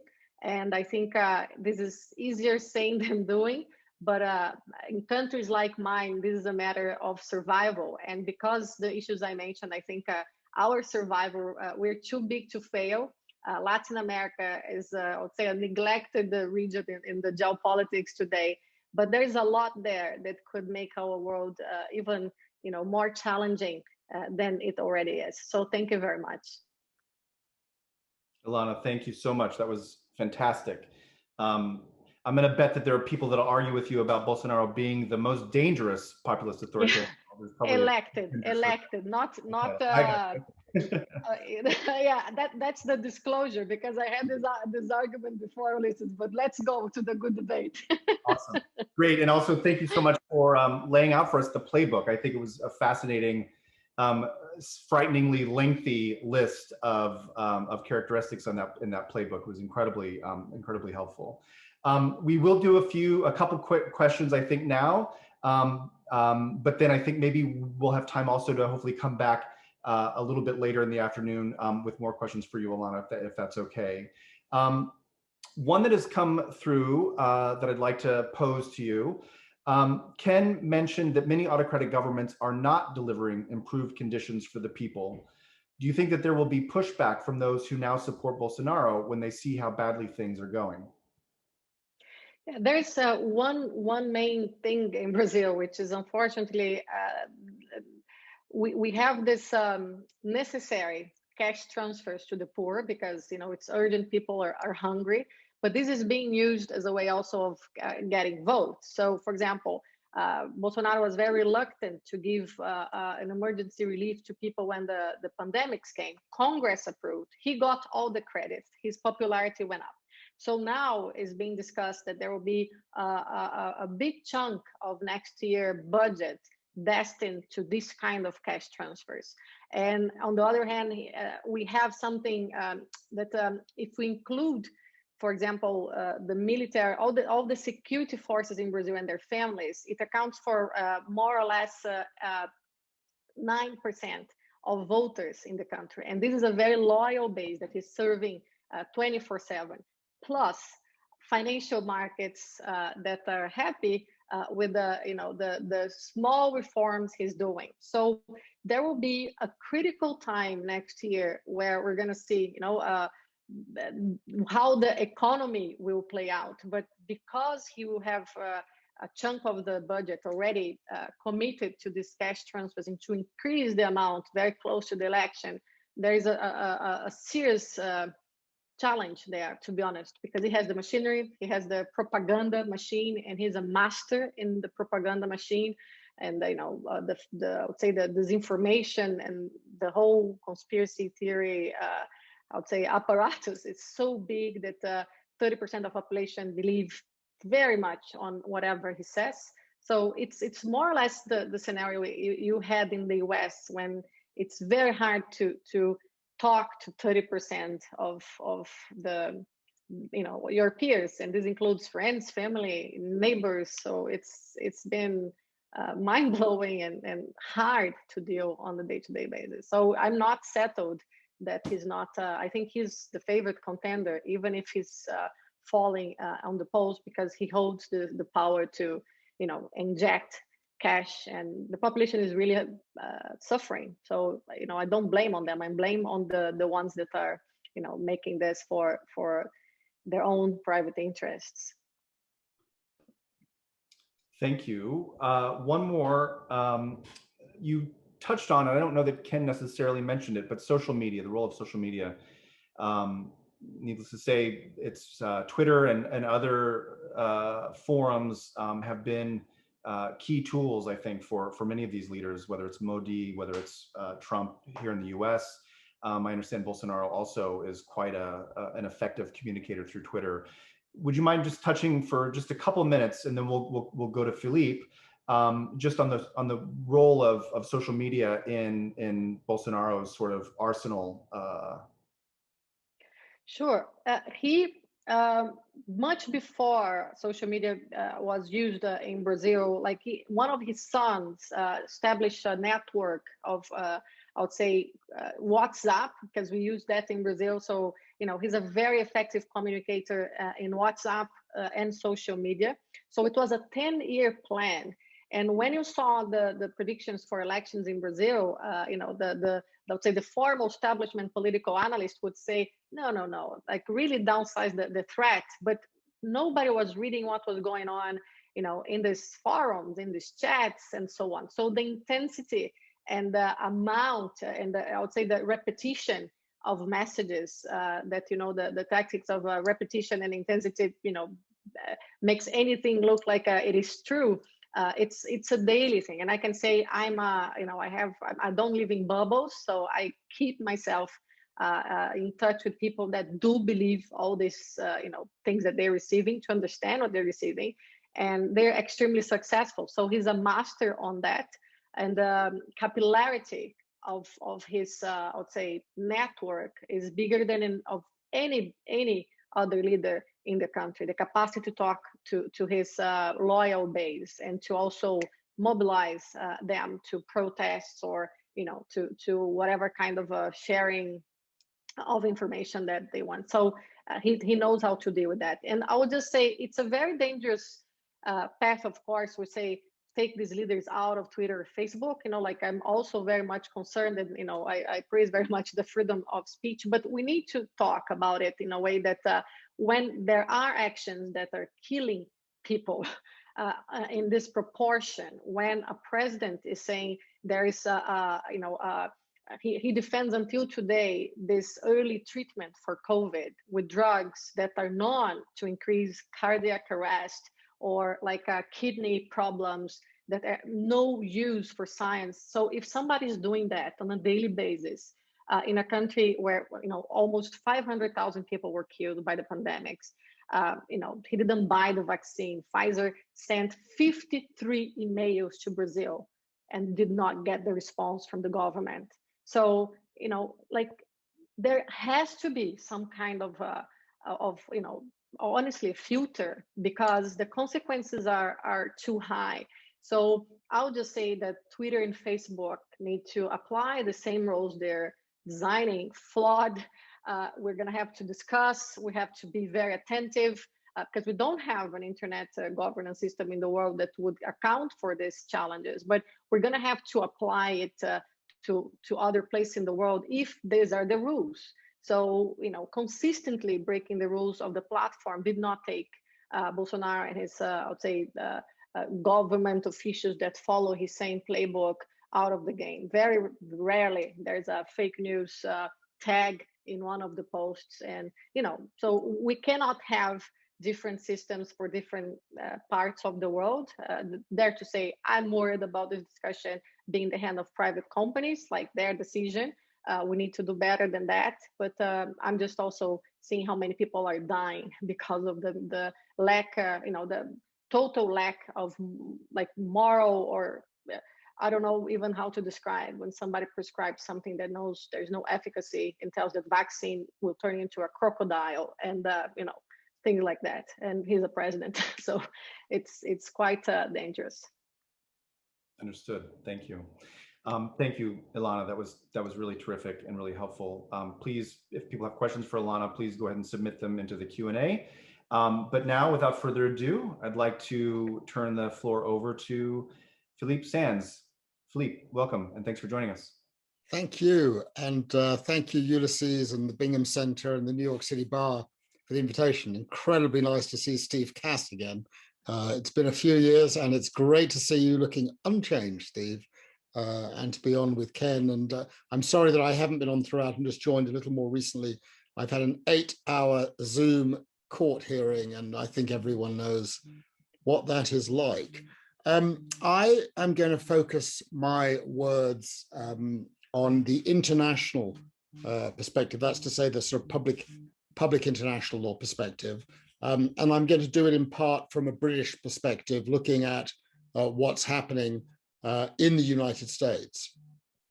In looking at the rule of law, I take, as many people in Britain do, the remarkable book by Tom Bingham, who was probably the leading judge in the United Kingdom of the last 50 years, on the rule of law, which is a sort of must read, I think, for many people. And he set out in his slim volume his 8 fundamental principles about what the rule of law is: accessibility, that we're talking about law, not discretion; principle of equality; limits on the exercise of power; a fundamental place for human rights in the legal order; open and transparent mechanisms of dispute resolution; fair trial. And then his 8th point, compliance with international law, which I think he was the first senior figure of this kind to really integrate the international dimension into our thinking about this. And in focusing on compliance with international law, as Bingham put it, I take as my starting point 1945, which was an extraordinary year, where many celebrations of the 75th anniversary of the UN, of the creation of the Nuremberg Tribunal, and so on and so forth. But in fact, the 1945 moment in which the United States and the United Kingdom played a very leading role, they were not alone, but they certainly led in designing, was based on a more obscure moment in 1941, when Roosevelt and Churchill met off the coast of Newfoundland and drafted a very short one-page document called the Atlantic Charter. And that really is, in a sense, a revolutionary document, because it reimagined the world in a different way, premised on three fundamental pillars: prohibition on the use of force in international relations, rights for individuals and groups, including the right of self-determination, and a regime of economic liberalization, free trade, based on the destruction of empire and ideas of preference. And the three pillars were topped, if you like, by a commitment to the idea of the rule of law. And that document, drafted on a 3 or 4 day period spent together, was the blueprint for everything that followed. The creation of the United Nations in San Francisco, the idea of a trial for senior Nazis, and in the Tokyo process, the Universal Declaration on Human Rights, the Genocide Convention, the first modern human rights treaty, the General Agreement on Tariffs and Trade, international refugee provisions, and everything is premised upon that moment. And it's premised, if you like, on the UK and the US, certainly playing a continuing and significant role in upholding that vision. And of course, what we know is that in the past 15 years, and I date the beginning of the collapse to the war in Iraq, which was, in my view, manifestly illegal, which fundamentally ruptured trust, not just with people in the countries of the United Kingdom and the United States, but also with people around the world, a war that was basically waged on the basis of a lie, in flagrant disregard of the basic norms of international law. However delightful the premise of getting rid of dreadful Saddam Hussein, it was not a just war. And from that, everything that has followed, I think, has landed in our plates. And we have to face the reality. Ken has already talked about it in terms of the United States. I want to focus about it in terms of the United Kingdom, because there is out there a sort of view that if any country in the world believes in the rule of law, it is the United Kingdom. And that has certainly on paper and in practice to a large extent been the case. But I want to burst that bubble. That is not the United Kingdom of today. And if you think the United Kingdom, which still pays lip service to the rule of law around the world, which still lectures China on what it can and cannot do in the South China Seas, and what it can and cannot do in Hong Kong and various other parts of the world, it's worthwhile to pay a little bit of attention to what happens domestically and the United Kingdom's own direction.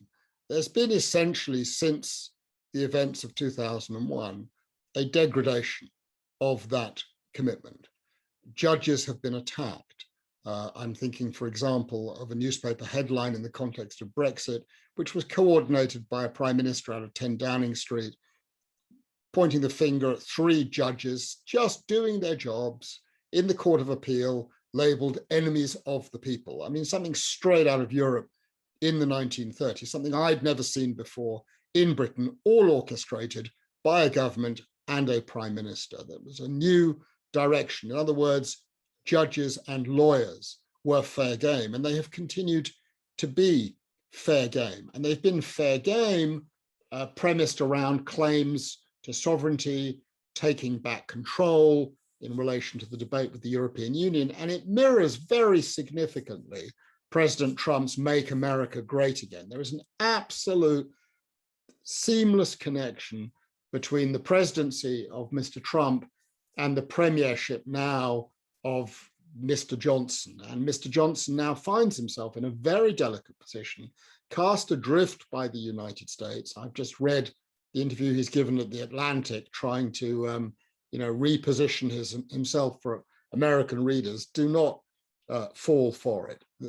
This Britain of the last 10 years is a Britain that has embraced national security issues and money, foreign investment and free trade as justifications to trash their commitment to the regime they helped establish in 1945. And I just want to give you a few examples, a couple of examples really, just to get the conversation going on how that is happening.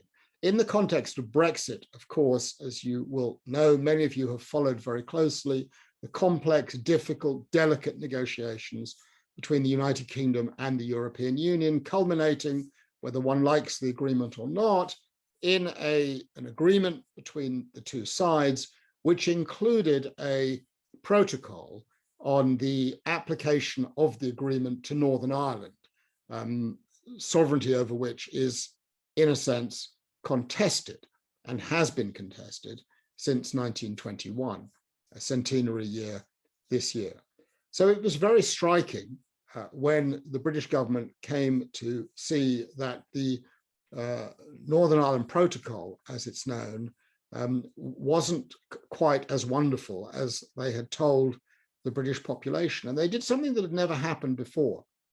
They laid before Parliament a bill, draft legislation, which on its face violated the Brexit agreement with the European Union and the Northern Ireland Protocol. And no one had seen that happen before. It caused a number of former conservative attorney generals to speak out and say, this was a line in the sand that one did not cross. You've entered into an international obligation.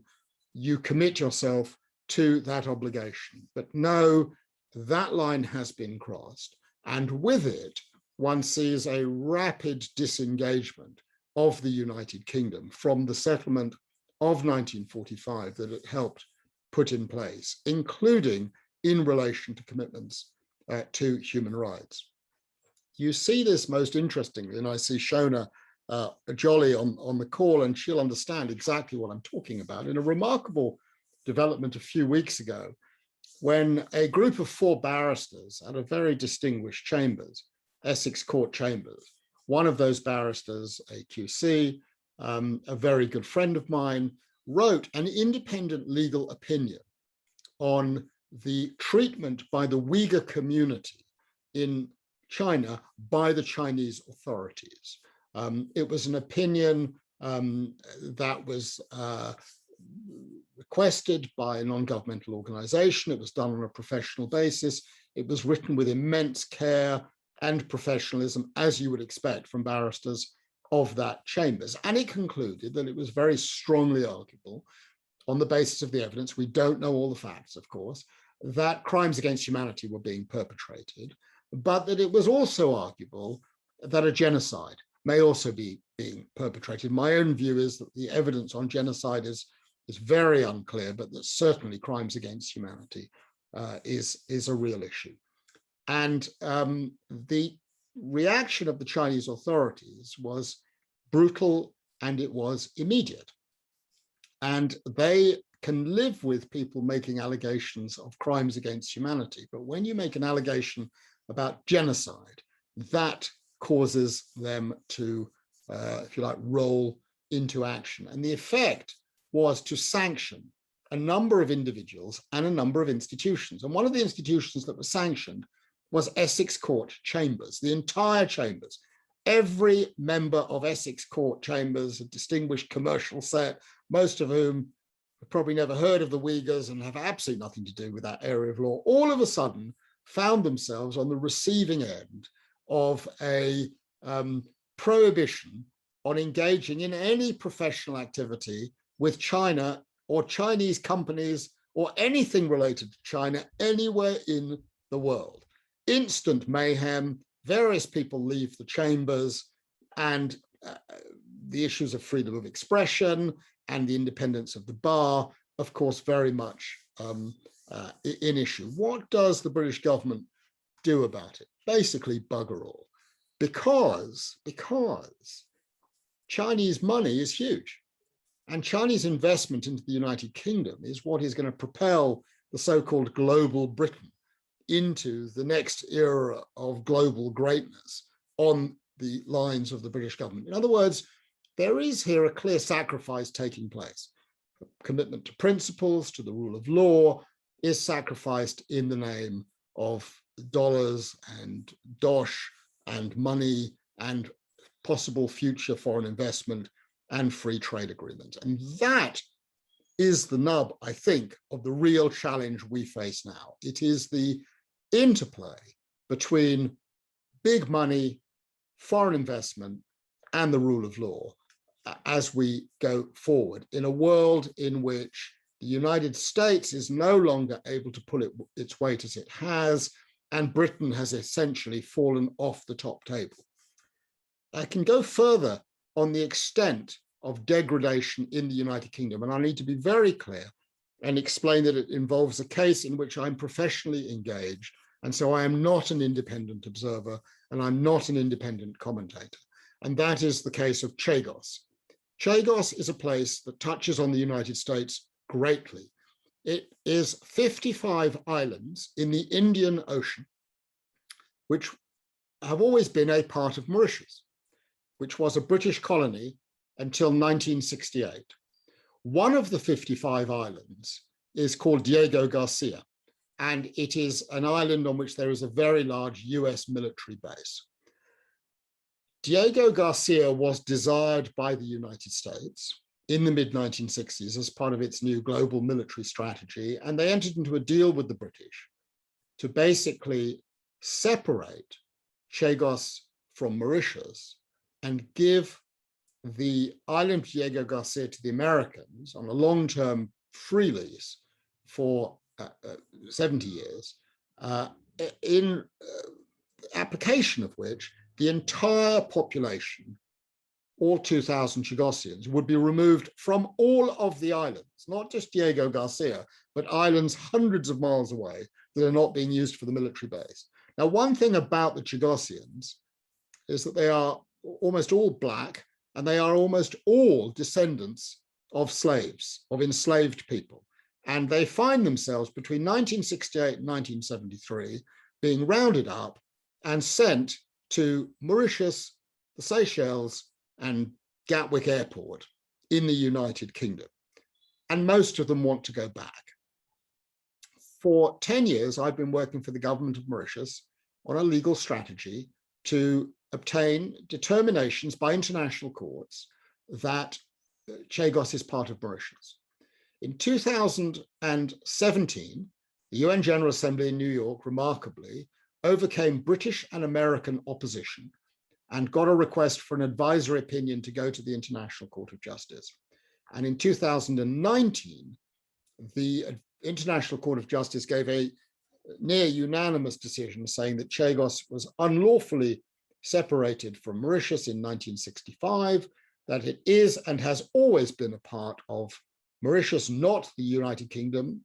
The British Indian Ocean Territory, the British colony, which was created in 65, is unlawful. And it follows from that that everyone is allowed to return to the Chagos archipelago. That was adopted by the General Assembly by an overwhelming vote. The United Kingdom and the United States obtained between them the support of just 4 countries in the entire world in opposing a vote to give immediate effect to the right of return of the Chagosians and the treatment of Chagos as part of Mauritius. And then just in January of this year, Mauritius, in proceedings brought against the Maldives on the delimitation of the maritime boundary, obtained a binding legal judgment from the International Tribunal for the Law of the Sea to determining that Mauritius was the coastal state of Chagos, and only Mauritius could negotiate a maritime boundary with the Maldives, and that tribunal is now proceeding to delimit the maritime boundary. What's the United Kingdom's reaction to all of this? The United Kingdom's reaction has been to stick 2 fingers up first to the International Court of Justice. It has lost its judge at the ICJ for the first time in 100 years. And it has stuck two fingers up at the International Tribunal for the Law of the Sea, whilst at the same time telling China that it must comply with its ruling brought in the case by Philippines, in which I was counsel for the Philippines against China on the South China Sea. It's a total hypocrisy on the part of the United Kingdom and an undermining of the entirety of its arguments on the rule of law in relation basically to pretty much every issue. The topic of our conversation today is priorities for the US recommitment to international law and institutions. We are waiting to hear from the Biden administration.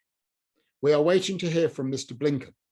We are waiting to hear from the US ambassador to the United Nations what the rule of law means when it comes to decisions of the International Court of Justice, the International Tribunal for the Law of the Sea, the UN General Assembly, and the right of return of the Chagossians.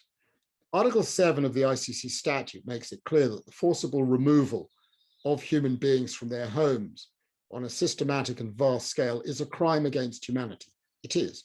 And I think that the removal of the Chagossians was a crime against humanity, and the refusal to allow them to return to Chagos today by the United Kingdom, possibly with the support of the United States, is also a crime against humanity.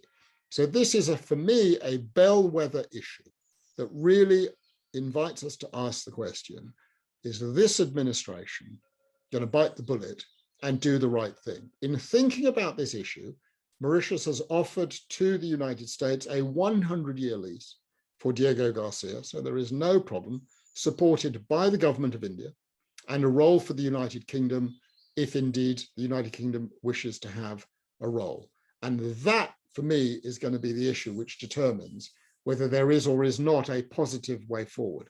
This is an issue on which the entire African continent is against the United Kingdom and the position adopted by the Trump administration previously. And I hope that the New York City Bar will add this to the list of many issues to push the administration into doing the right thing. Because if the administration doesn't do the right thing on this issue, the United Kingdom will not do the right thing on this issue, and we will be stuck and further entrenched in this path to lawlessness at a time of nationalism and populism and xenophobia, when we need a firm commitment to the rule of law more than ever. Let me stop there and take some questions. Fantastic, Philippe. 8 hours of hearing as the sun sets there in Paris. That was incredibly lucid and very compelling. And thank you so much for rallying and staying up late to be with us. We really appreciate it. One question, I guess, you know, and maybe we'll leave the Chagos context to the side, but you talked about Biden there at the end and Blinken and the US administration. You know, if you were advising them on what the US, what steps could be taken by the US to restore credibility, to, you know, to really become a leader and supporter of the rule of law internationally, what are the kinds of things that you would prescribe? Steps that could be taken, re-engagement with the multilateral system? Are there specific things that you think would be sort of quick wins for Biden and team in restoring our sort of credibility and our sort of traditional place as a leader for rule of law around the world? Look, I mean, I think the last 15 years has been tremendously damaging. I go back to Iraq, and I think it is a continuum. It's not that President Trump was an aberration. President Trump took exceptionalism further along, withdrawing the United States from the WHO, imposing sanctions on prosecutors and judges at the International Criminal Court, which is, of course, exactly the model China has now followed in adopting sanctions on private lawyers who they don't like what they do. So our Chinese friends will just say, we're just doing what the Americans did. So I think the damage has been absolutely significant. I'm very, very sorry to say. And I think it will take a long time to restore to the extent that it is possible to restore it, because trust is a very valuable commodity. I mean, we're all lawyers on this call. We all know that once trust is dented, it's very, very difficult to restore it. So my own sense is the Biden administration has started very well. They've rolled back on certain things that are significant. I'm thinking of the ICC. I'm thinking of, aspects of the, border patrols, not everything in relation to Mexico and other things. But they've gone for the low-hanging fruit. I mean, they've gone for the easy things. And it's tough things. Chagos is probably not the top of their list of tough things, but if you take Israel-Palestine, I mean, there is a very serious set of issues now to deal with. I think a lot of people recognize that the mood has changed in the last 3 months in light of recent events, and the mood has changed within the United States also, where for the first time you have a high degree of criticism. And I think having successfully got through the first 4 or 5 months of the presidency, they are now going to have to engage with some much bigger issues. I mentioned 2 of them there. I think also in the field of free trade and foreign investment, there are big and complex issues to be done. But I would say it's a long game, and their task is not made easier by what is going on in the Republican Party, where the possibility of a renewed Trump administration or of others of that ilk, essentially running an America first thing, I think makes it very, very difficult. And the other context, of course, is the economics has changed. I mean, my work is all international. I spend a lot of time working in Africa and parts of Asia, and you see the extent of Chinese money that is going into so many countries and buying silence on so many things, that it's going to have to be a very muscular foreign policy, I suspect, and a monetarily muscular foreign policy in engaging with those issues. Britain has fallen off the table pretty much completely, is no longer an international player. The European Union, Germany, I think, and France will be particularly important in building up relations. But I think, it's building up the relations with the Brazils, the South Africas, the Indias, and the emerging powers that's going to be incredibly important. And how exactly you do that is not immediately apparent.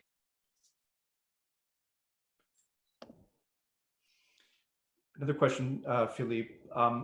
What role can we expect the UK to play with regard to Hong Kong? And I'll just flag that our next event in this series, in this forum, is going to look at a number of issues related to China and the Chinese Communist Party, including, of course, Xinjiang and the plight of the Uyghurs, also Hong Kong and a number of other issues. So we'll be doing a deeper dive on that topic in a couple of weeks from now. But do you have a view, Philippe, on what the UK will likely do, what role they'll play regarding Hong Kong? I would say have low expectations. I mean, we've got at least 3 more years and possibly more of a conservative government. The Conservative Party is deeply divided on China, but the current incumbent at number 10 Downing Street is firmly of the view that they have to make Brexit work. To make Brexit work, they've got to find markets and they've got to find money, and that means China. And that means there's going to be an awful lot of soft peddling from the United Kingdom. So what they will do is they will, astonishingly, having complained bitterly about the influx of wretched Europeans into the United Kingdom, now grant 3 million passports to Hong Kongers who may want to leave in very large numbers. And that will be the principal solution, which China will be perfectly comfortable with in terms of the troublemakers will leave. And it will be about cutting deals because the economic consequences of Brexit, which are hidden for now behind the terrible COVID pandemic, will become apparent. You begin to see it in the complete collapse of certain sectors of export, fisheries, meats, other foodstuffs, in the United Kingdom. I mean, exports have gone down by the United Kingdom in the 3 months after Brexit by 43% to the European Union. And that is not just COVID, because if you compare that with the rest of the world, it's just, I think, 15 or 16%.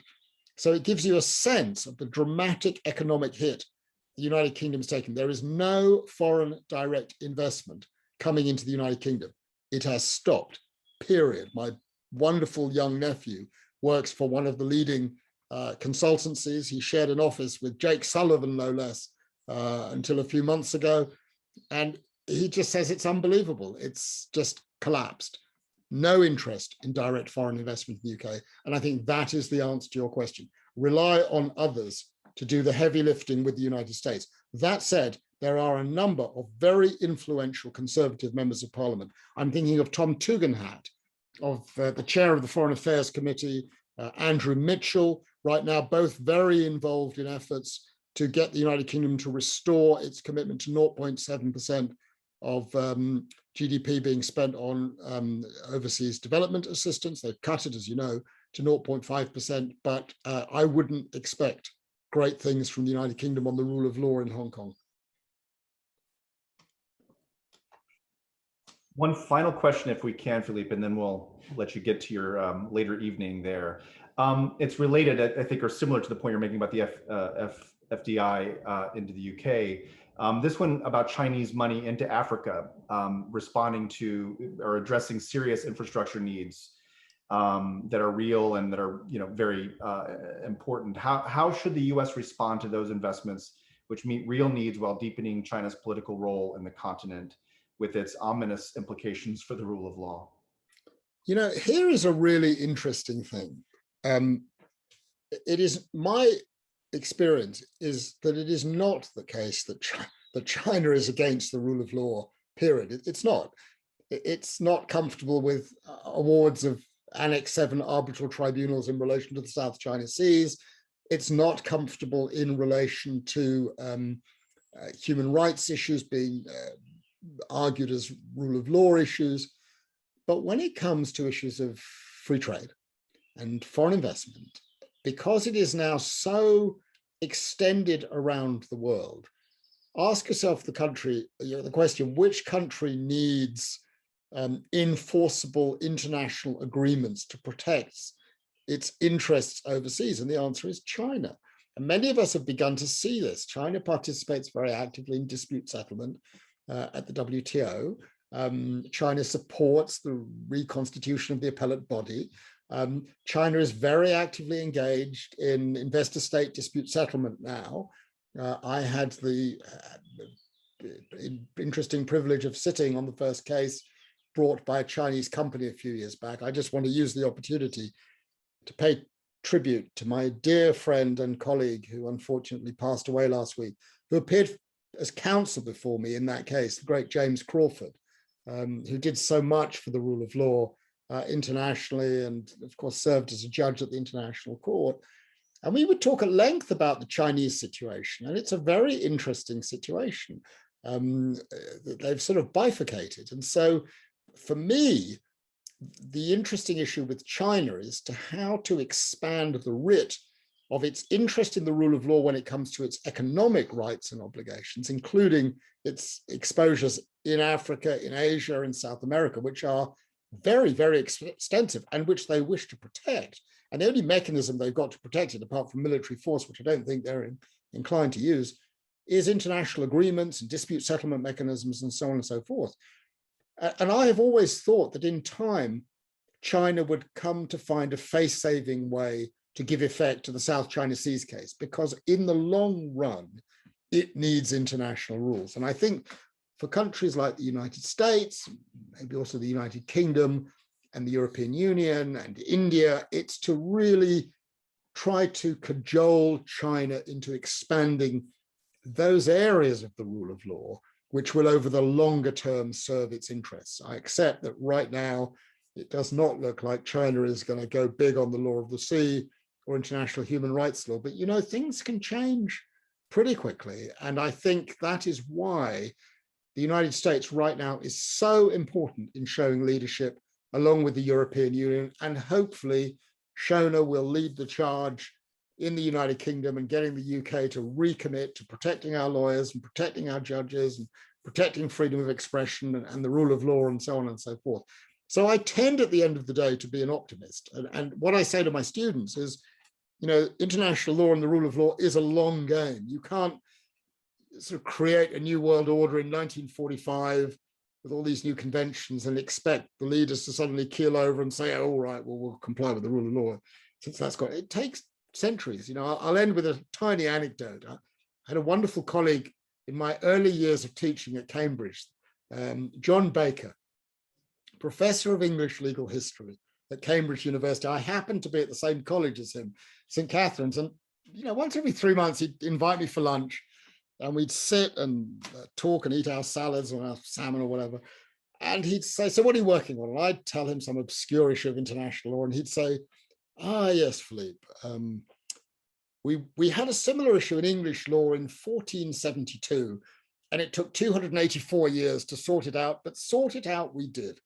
And I think that's how we have to think about the international rule of law. We just, the Human Rights Watches, the Shona Jolies, the Bingham Centers for the Rule of Law have just got to keep plugging away.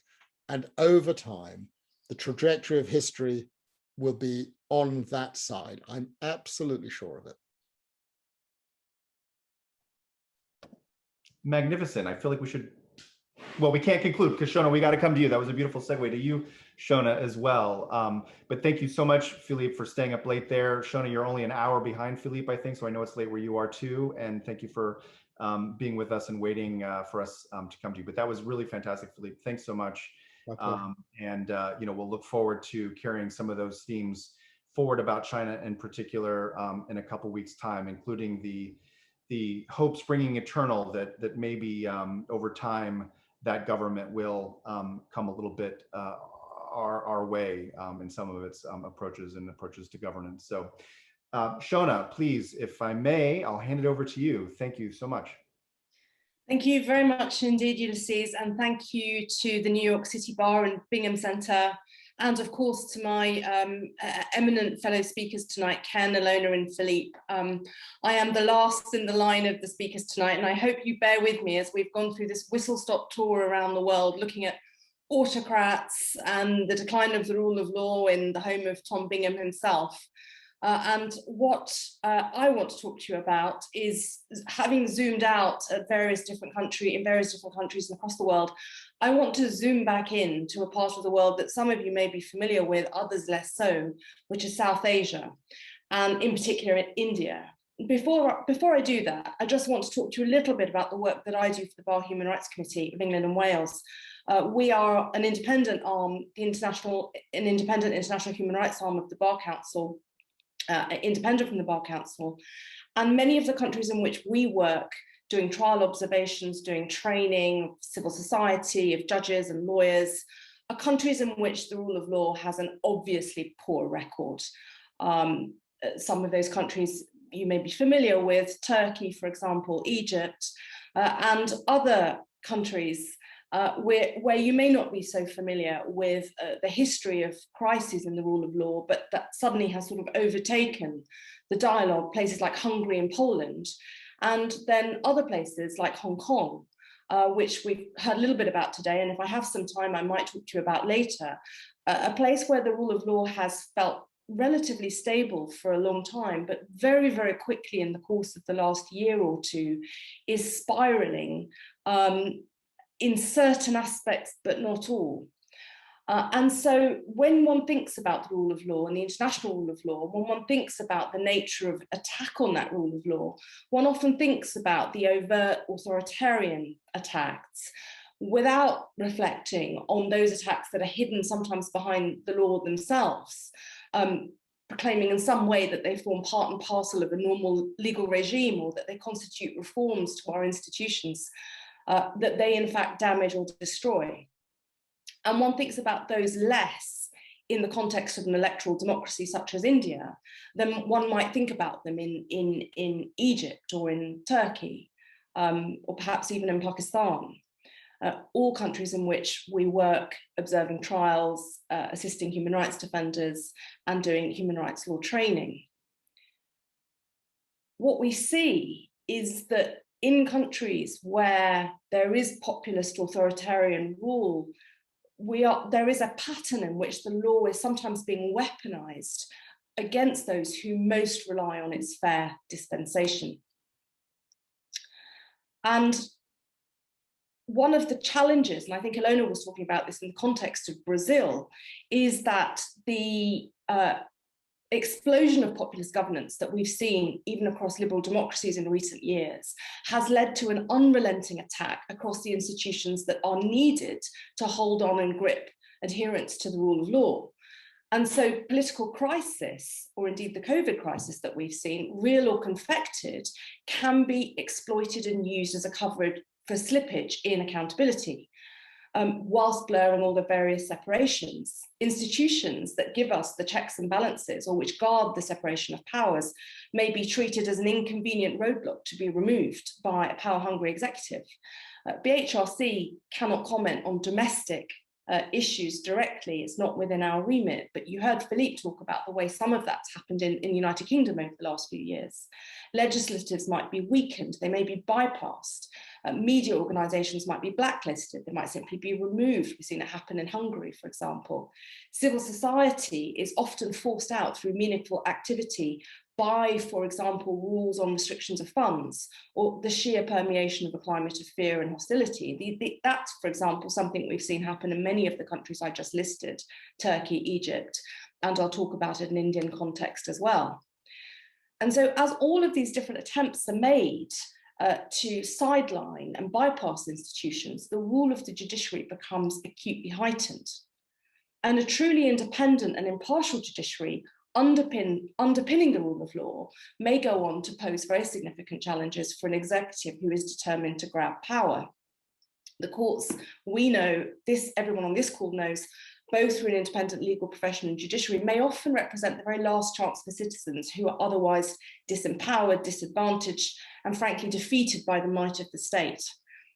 And that point about the power and critical role of the judiciary and the legal system is as important, as true in democracies as it is in nakedly authoritarian regimes. Philippe talked to you a few minutes ago about the attack on the judiciary, which was astonishing to almost all of us, I think, something we'd never seen before in the UK. And an attack on the courts can never be, in that populist adage, way of saying, in the name of the people. So much of these attacks on the institutions are said to be, proclaimed to be, in the name of the people, often the name of the majority. But the reality is that sort of attack is an attack on the people. It undermines not just the lawyers, not just the judicial institutions, but the people themselves. And with that introduction and with that focus on judicial institutions, I want to focus on India. COVID has remarkably both masked and unveiled the extent of the human rights crisis in India. And I think before I say any more, I just want to make this small tribute and acknowledgement. Today, BHRC was supposed to be joined by speakers, a panel of extremely interesting, talented, and insightful speakers from the Indian subcontinent. And our panel event today was postponed for the second time because of the crisis in India and the sheer scale of the damage on almost any individual who has connections with India at the moment.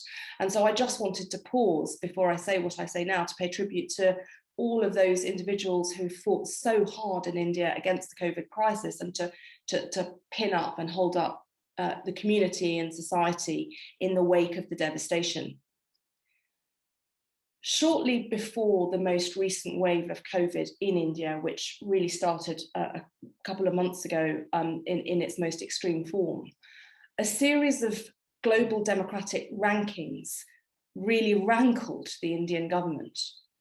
So earlier this year, the Freedom House report moved India from reflecting a free democracy to a partly free country in those democratic rankings.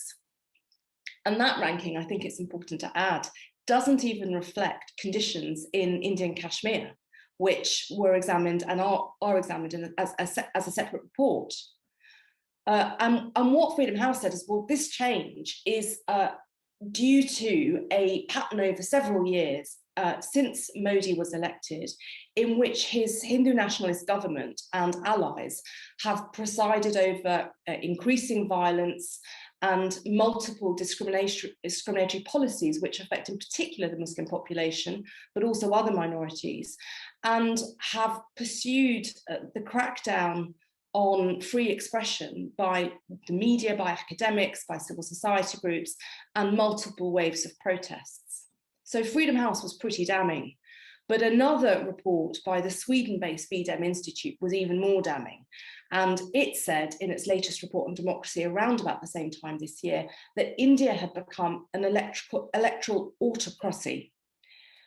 And then, just to add insult to injury, the latest democracy index published by the Economist Intelligence Unit described India as a flawed democracy, and it slipped 2 places to the 53rd position. And you can imagine that none of this went down too well with Modi's government. And in fact, the consequence of those ratings was to do more of the same, was to encourage the Modi government to seek to go into damage limitation mode, to criticize the critics instead of dealing with the substantial problems.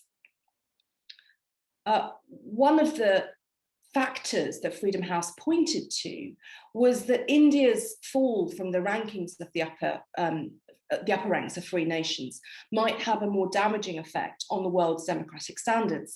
And I think before I just talk in a little bit of detail about how this has come to be in India and what we've seen happen in the last few years, particularly since Modi's re-election in 2019, it's worth reflecting on that entanglement of effect between countries, democratic countries, and the world's democratic standards. Because we've heard about Brazil today, we've heard about UK today, we've heard about the US today, and various other countries too. And it is interesting to pause and reflect, to pause and reflect on the way in which this institutional damage, this institutional harm being done to the rule of law in various countries which have considered themselves to be accountable democracies for many years, has an impact on standards across the world. Many of the things that I reflect on in the Indian context, Ilona has talked about in the Brazilian context, and they appear in slightly different guises in many of the populist authoritarian countries or regimes around the world. But I want to start with something quite particular to India, which is through some reflections on the way in which the Supreme Court has handled the crisis. Now, those of you familiar with the Indian justice system will know that the wheels of justice turn so slowly that sometimes no justice can be done at all. The delay is just too infinite. But we've seen that play out in a really different way in India over the last few years. And one of those ways is not always through the packing of courts that we've seen in other countries, or the removal of judges wholesale, such as we've seen in Turkey or Egypt, for example. Simply the appearance of improper influence, simply the appearance of improper pressure from the executive over the courts can take place and has taken place in different means across those different political systems. And whether or not there is direct interference by the executive with the judiciary, the appearance of that influence, of that bias itself can be deeply damaging to the rule of law. Now, far from the spotlight of the world's media sits the Indian Supreme Court, and it is notable that it has become the object of credible, serious criticism for becoming, over recent years, a facilitator of government policy. For many years, the court's been mired in all sorts of challenges as to its institutional credibility. And whilst there have been some remarkably progressive judgments passed even over the last few years, there are also really serious examples of very dangerous judicial deference to the government, which undermines many perceptions of its ability to hold the government accountable as a separate institution of power. And this has been particularly acute since the BJP and Modi won the national elections back in May 2019, returning Modi for the second term. There are numerous instances, and I can tonight have time only to give you a few, but in my view, arguably the clearest example of that lies in the court's handling of the situation provoked by government when it sought to revoke the special constitutional status of the Muslim majority states of Jammu and Kashmir. And that resulted in the division, this is back in 2019, of the state, very shortly after the election, into two separate federally governed territories. Now in Kashmir, this was accompanied by a fierce human rights clampdown. There were many heavyweight military deployments. There were very strict curfews. There was a statewide internet shutdown, which was heavily criticised by the UN experts. Thousands of people were held in preventative detention, including lawyers, journalists, and even elected leaders. The communications blackout in Jammu and Kashmir really affected everyday life for a long time. It affected the flow of information, and it affected, of course, the routine functioning of the courts. People simply couldn't get there. At the time, we in BHRC said that the circumstances were in which grave and widespread human rights violations were being alleged, disabling the justice system, substantially compounded the crisis. And that was in Kashmir. Come south to the capital in Delhi, and one sees that the Indian Supreme Court's response to the crisis not only failed in its role as the ultimate arbiter of fundamental rights, but it gave a free pass to the government through a combination of ad hoc, delay, order, and obfuscation. Petitions which sought to challenge the lockdown were routinely adjourned. And even worse, and perhaps astonishingly for everybody in this crowd, habeas corpus petitions were met with the extraordinary suggestion that the petitioners could go themselves to Kashmir in the very north of the country to physically meet those individuals who'd been detained, instead of the government being required to justify or produce those individuals. The delays and extensions simply continued, and the violation of fundamental rights continued completely unabated by any serious intervention of the Supreme Court. About 5 months after this, the court then eventually handed down judgment, setting out the standards of judicial review applicable, but without actually applying them to the government's actions themselves. And then 5 months on again, the government was asked by the court to decide the validity of its own actions, yet again refusing to actually consider the merits of the petition on the internet lockdown. Question marks, I think, have to arise not only over the content of either the judgments or non-judgments, however you want to describe them, but also the manner of the evasion, the executive enablement they effectively provided. And that's just on Kashmir.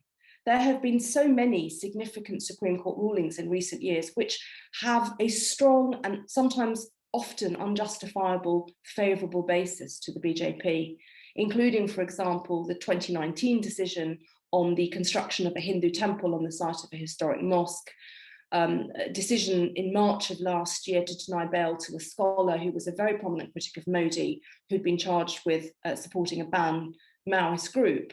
And some of you may also be familiar with the the conviction, in fact, by the Supreme Court of India last summer of the senior human rights lawyer Prashant Bhushan, he was convicted of contempt by the court in publishing 2 tweets which related to the Chief Justice of India and the Supreme Court's role over the last 6 years. And the court asked itself, had the comments been made in good faith? The right question, but ultimately concluded that the tweets were not a fair criticism of the functioning of the judiciary and effectively denied him the freedom to voice very legitimate criticism of how justice is administered. Of course, the huge difficulty is if senior lawyers familiar with the system aren't able to criticize the functioning of the justice system, particularly in the context in which he was doing so, you simply prevent law reform, debate, and indeed the administration of justice itself.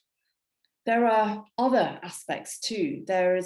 We've seen in respect of the COVID crisis, some quite serious aspects of concern, again, often using the same manner of staying judgments. For example, a High Court judgment just last week, which was a Delhi High Court judgment on relating to the use of oxygen canisters, a very detailed, clearly argued judgment from the Delhi High Court, which was stayed on the basis that it was arguable by the Supreme Court for another 4 weeks, therefore bypassing the critical time period in question.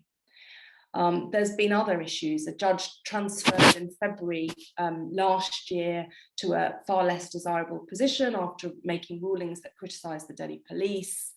The president last year appointed a recently retired Chief Justice to the upper houses of Parliament, creating issues with the perception of the separation of powers. And then, of course, there have been very serious sexual harassment allegations made against former Chief Justice, which simply haven't been properly dealt with at the court level, that creating all sorts of problems in terms of the perception of justice by the court itself. So just that sweep, and that's just a very short sweep of issues that have arisen in the Supreme Court, demonstrate that there doesn't need to be even the clearest of perception of interference in justice for the perception that justice simply can't be done or won't be done by the apex court of the land to hamper fundamental rights and therefore to hamper the rule of law in practice. That's just one of the issues that we see in India. I know my time might be very shortly up, so I just want to talk to you about a few other points to do with India and to do with the sort of fundamental human rights crisis that we have seen in the last couple of years alone. A big factor of this is, Ulysses, are you about to speak to me and tell me I need to stop? No. I'm ready.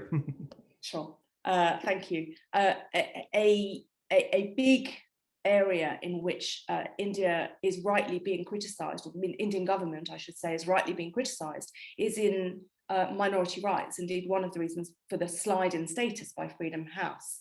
And you may know about the Citizenship Amendment Act, which for the very first time in India makes religion a basis for citizenship. And it specifically excludes Muslim immigrants and asylum seekers from eligibility for citizenship, whilst allowing other minority groups, Christian, Buddhist, Sikh, for example, to claim citizenship through following their escape of persecution. And what the Home Minister said when he defended the bill in Parliament was, there's a fundamental difference between a refugee and an infiltrator. This bill is for refugees. And so the clear suggestion, indeed he went on to say other things, perhaps even worse, likening Muslim immigrants to infiltrators. And in response to that, there were various protests that broke out. And then there was fears about the national registration process to identify illegal migrants, which also threatened citizenship of millions of Indian Muslims. There was violence around the protests. And again, the response to that, the police response to that was and has been completely inadequate. And that itself is tainted with calls of discrimination. There are other aspects of discrimination which seem to have simply seeped into Indian government policy and into Indian institutions over the last few years. And in fact, one of the things I didn't mention with the Supreme Court sits in the context of the government deporting Rohingya Muslim minorities back to Myanmar. And shockingly, in a judgment issued by the Supreme Court, a very brief judgment issued by the Supreme Court in April, it refused to grant relief to a group of Rohingya Muslims detained for deportation to Myanmar. And again, in that, what we see is the Supreme Court simply flirting with and skirting over international law and constitutional obligations.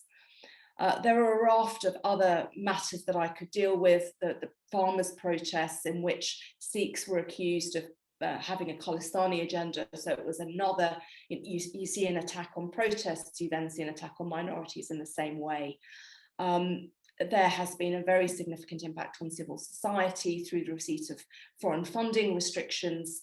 You may know that Amnesty was forced to close its operations last year because the government froze its bank accounts for alleged foreign funding violations, but it is thought that Amnesty was being punished in reprisal for various reports that criticised the government in Kashmir, and also the Delhi police complicity in the February 2020 communal violence.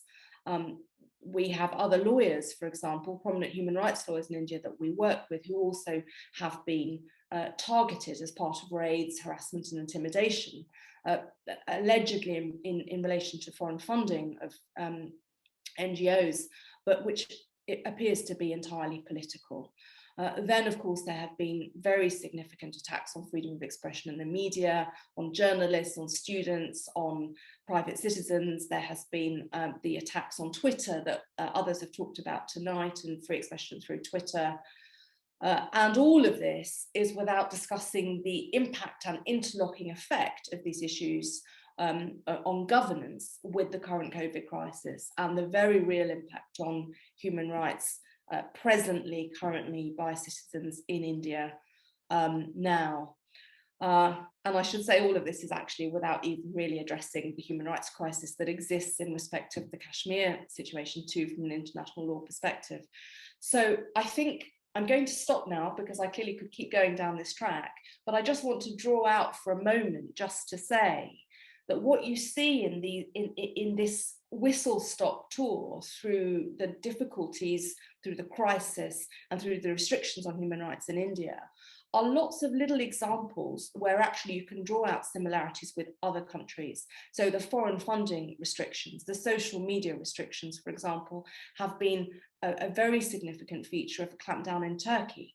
They're a very significant feature of the clampdown in Egypt. The impact on the judiciary, for example, is something we see both in Poland, and the impact on the media is something we see in Hungary. There are all sorts of traits that you can take from that playbook, if you like, that Alona was talking about earlier, that literally can be picked up, slightly culturally altered to fit a different context, and you see it happening across the world. And so I think almost the last thing I'd like to say about this is I'm conscious that I'm speaking at a remote event in New York.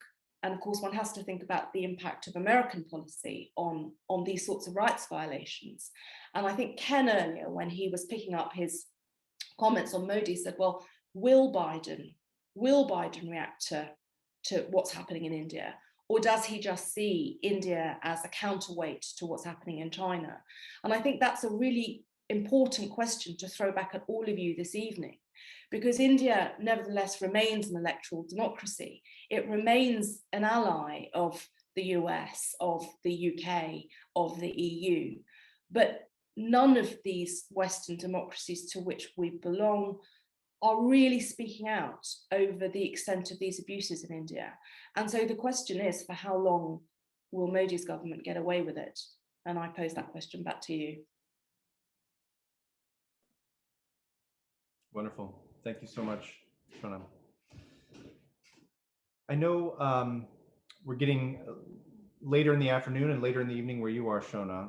I know that Ilana has a specific question. If I may turn it back to her for you, Shona, that would be great.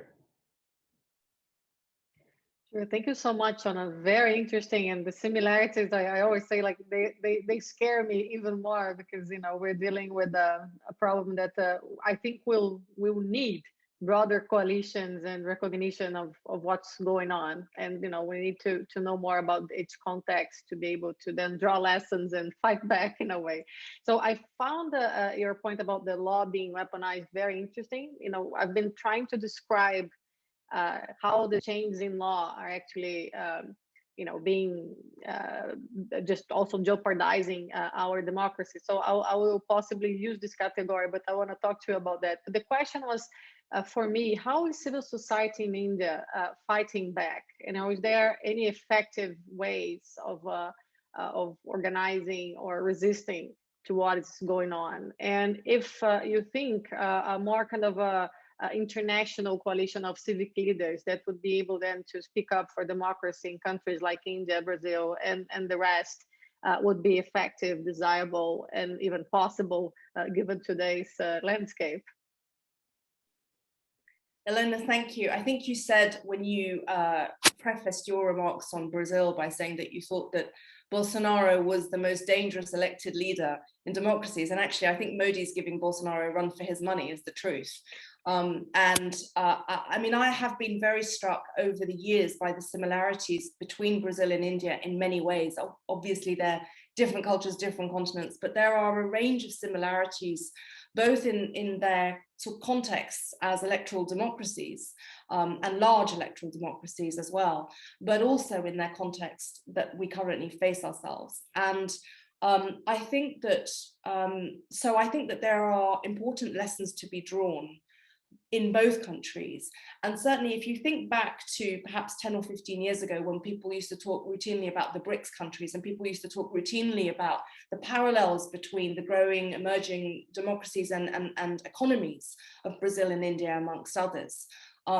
At that point, there was sort of a lot of excitement. I remember being at various events where there would be Brazilian and Indian lawyers and NGOs and politicians talking about how we could work together. And I think what's happened over the last few years, as the world has sort of seen this explosion in the last few years, really, of populist, authoritarian, democratic leaders, is that the nationalist playbook, for want of another word, actually almost pushes people back into their borders.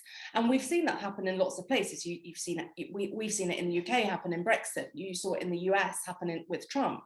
And so people start to feeling under attack in their own countries. They start to look inwards because that's where they think they're going to find the solutions. And whilst that's true, my perception really from working across the different countries that we work in, and so much of my work is international across these countries, is that actually in looking back inwards, we aren't taking lessons from other countries, good and bad, where things are happening.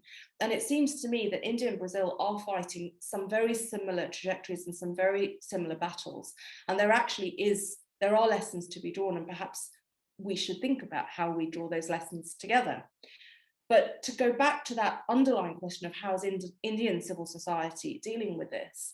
I mean, actually, I think there are two ways in which I'd like to answer that. The first is to say that India has a thriving grassroots sense of NGO and civil society and defenders of all kinds. It has a thriving press, although the press itself is problematic in many ways, and the Modi government, because it simply, so much of the press simply reports back what Modi wants it to say and is not challenging actually to the national dialogue. But of course, there are some fantastic organizations, both media organizations and local civil society organizations, who are fighting back on many, many fronts. But they are under real threat. They are under threat of, economic threat. They're under threat. They're under criminal threat. So many journalists have been jailed and not released during the pandemic. Activists too. You might recall during the farmers' protests, which started last year and earlier this year, how a very young climate activist was in fact arrested and jailed because it was suggested that she had in fact got the international media and the international attention wrongly focused on India, creating the link with Greta Thunberg and others who were commenting on the farmers' protests all of a sudden. And so there is a very real and renewed sense of attack against civil society, which is trying to fight back. But I think does need help from the outside world. And of course, the closing down of Amnesty, the shutting down of various lawyers and human rights defenders causes day-to-day issues. But the second thing I would say about that is in response to the COVID crisis, because faced with a total absence of government in Delhi, whatever the government will tell you, however much they'll tell you that oxygen existed, that the facilities were there, they were not. They simply were not there. Delhi, Bombay, Calcutta, to start with in April and May, and now of course this is spread rurally, but they had to fend for themselves. And I think what happened was horrific, because no society should ever have to fend for itself in the way that happened. But I think it might be interesting one day to look back and see whether that in fact leads to stronger ties, stronger power to speak out, stronger criticism, because actually ordinary people had to do it.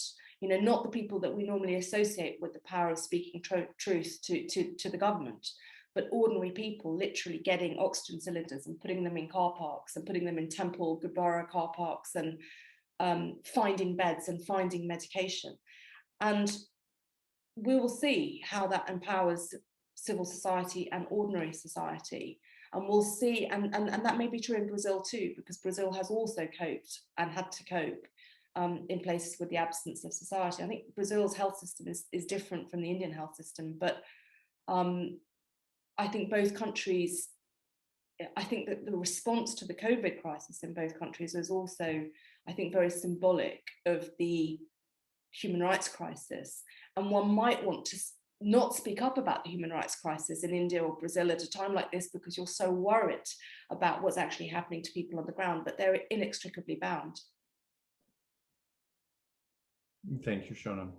So listen, you, I'm not dodging you here. You posed a challenging question at the end of your remarks, Shona, about the US and tolerating you know, the situation in India. I'm going to hand that off to Steve here in just a second for closing remarks. No, just kidding. But it's a very important question. I think it's a question that's at the heart of the session today and really the forum as well, which is really, you know, what is the role of the U.S. In this space going forward? What influence does the U.S. have? Really, what could, my sense of things is that the U.S. has quite a bit less influence in India than it might have had 15 or 20 or 30 years ago. But it is a question that we are really hoping to come to in the forum, both at a sort of policy level, but also at the level of individual lawyers and civil society. What are the things that lawyers can do? What are the things that governments can do to promote and advance the rule of law and support the champions of the rule of law and move that forward? So I hope that we will, through the course of the next 7 or 6 sessions from now, start to come up with some really proactive, concrete actions. But I want to thank you for being here with us today and our other speakers. I think it was a great start to the forum, and I really look forward to a number of really compelling events, the details of which will be shared with the community, the City Bar community, in the days and weeks ahead. So thanks very much. Now, Steve, over to you. I'll be very brief. Thank you, Ulysses, for moderating this session so skillfully.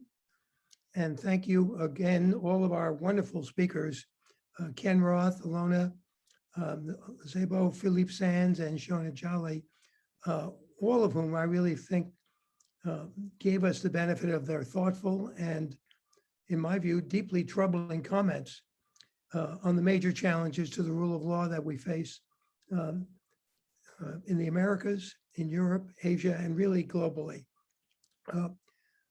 Let me also thank the members of our audience who stayed with us throughout this period and for your very thoughtful, perceptive questions and comments during this opening session. We hope you'll all join us again at 1 p.m. on Tuesday, June 22, 2 weeks from today, when we continue this conversation and turn our attention in detail to China and the rule of law. And with that, thanking you all and thanking the members of the audience, I think we can say this meeting is adjourned. So thank you all, and we'll see you in 2 weeks.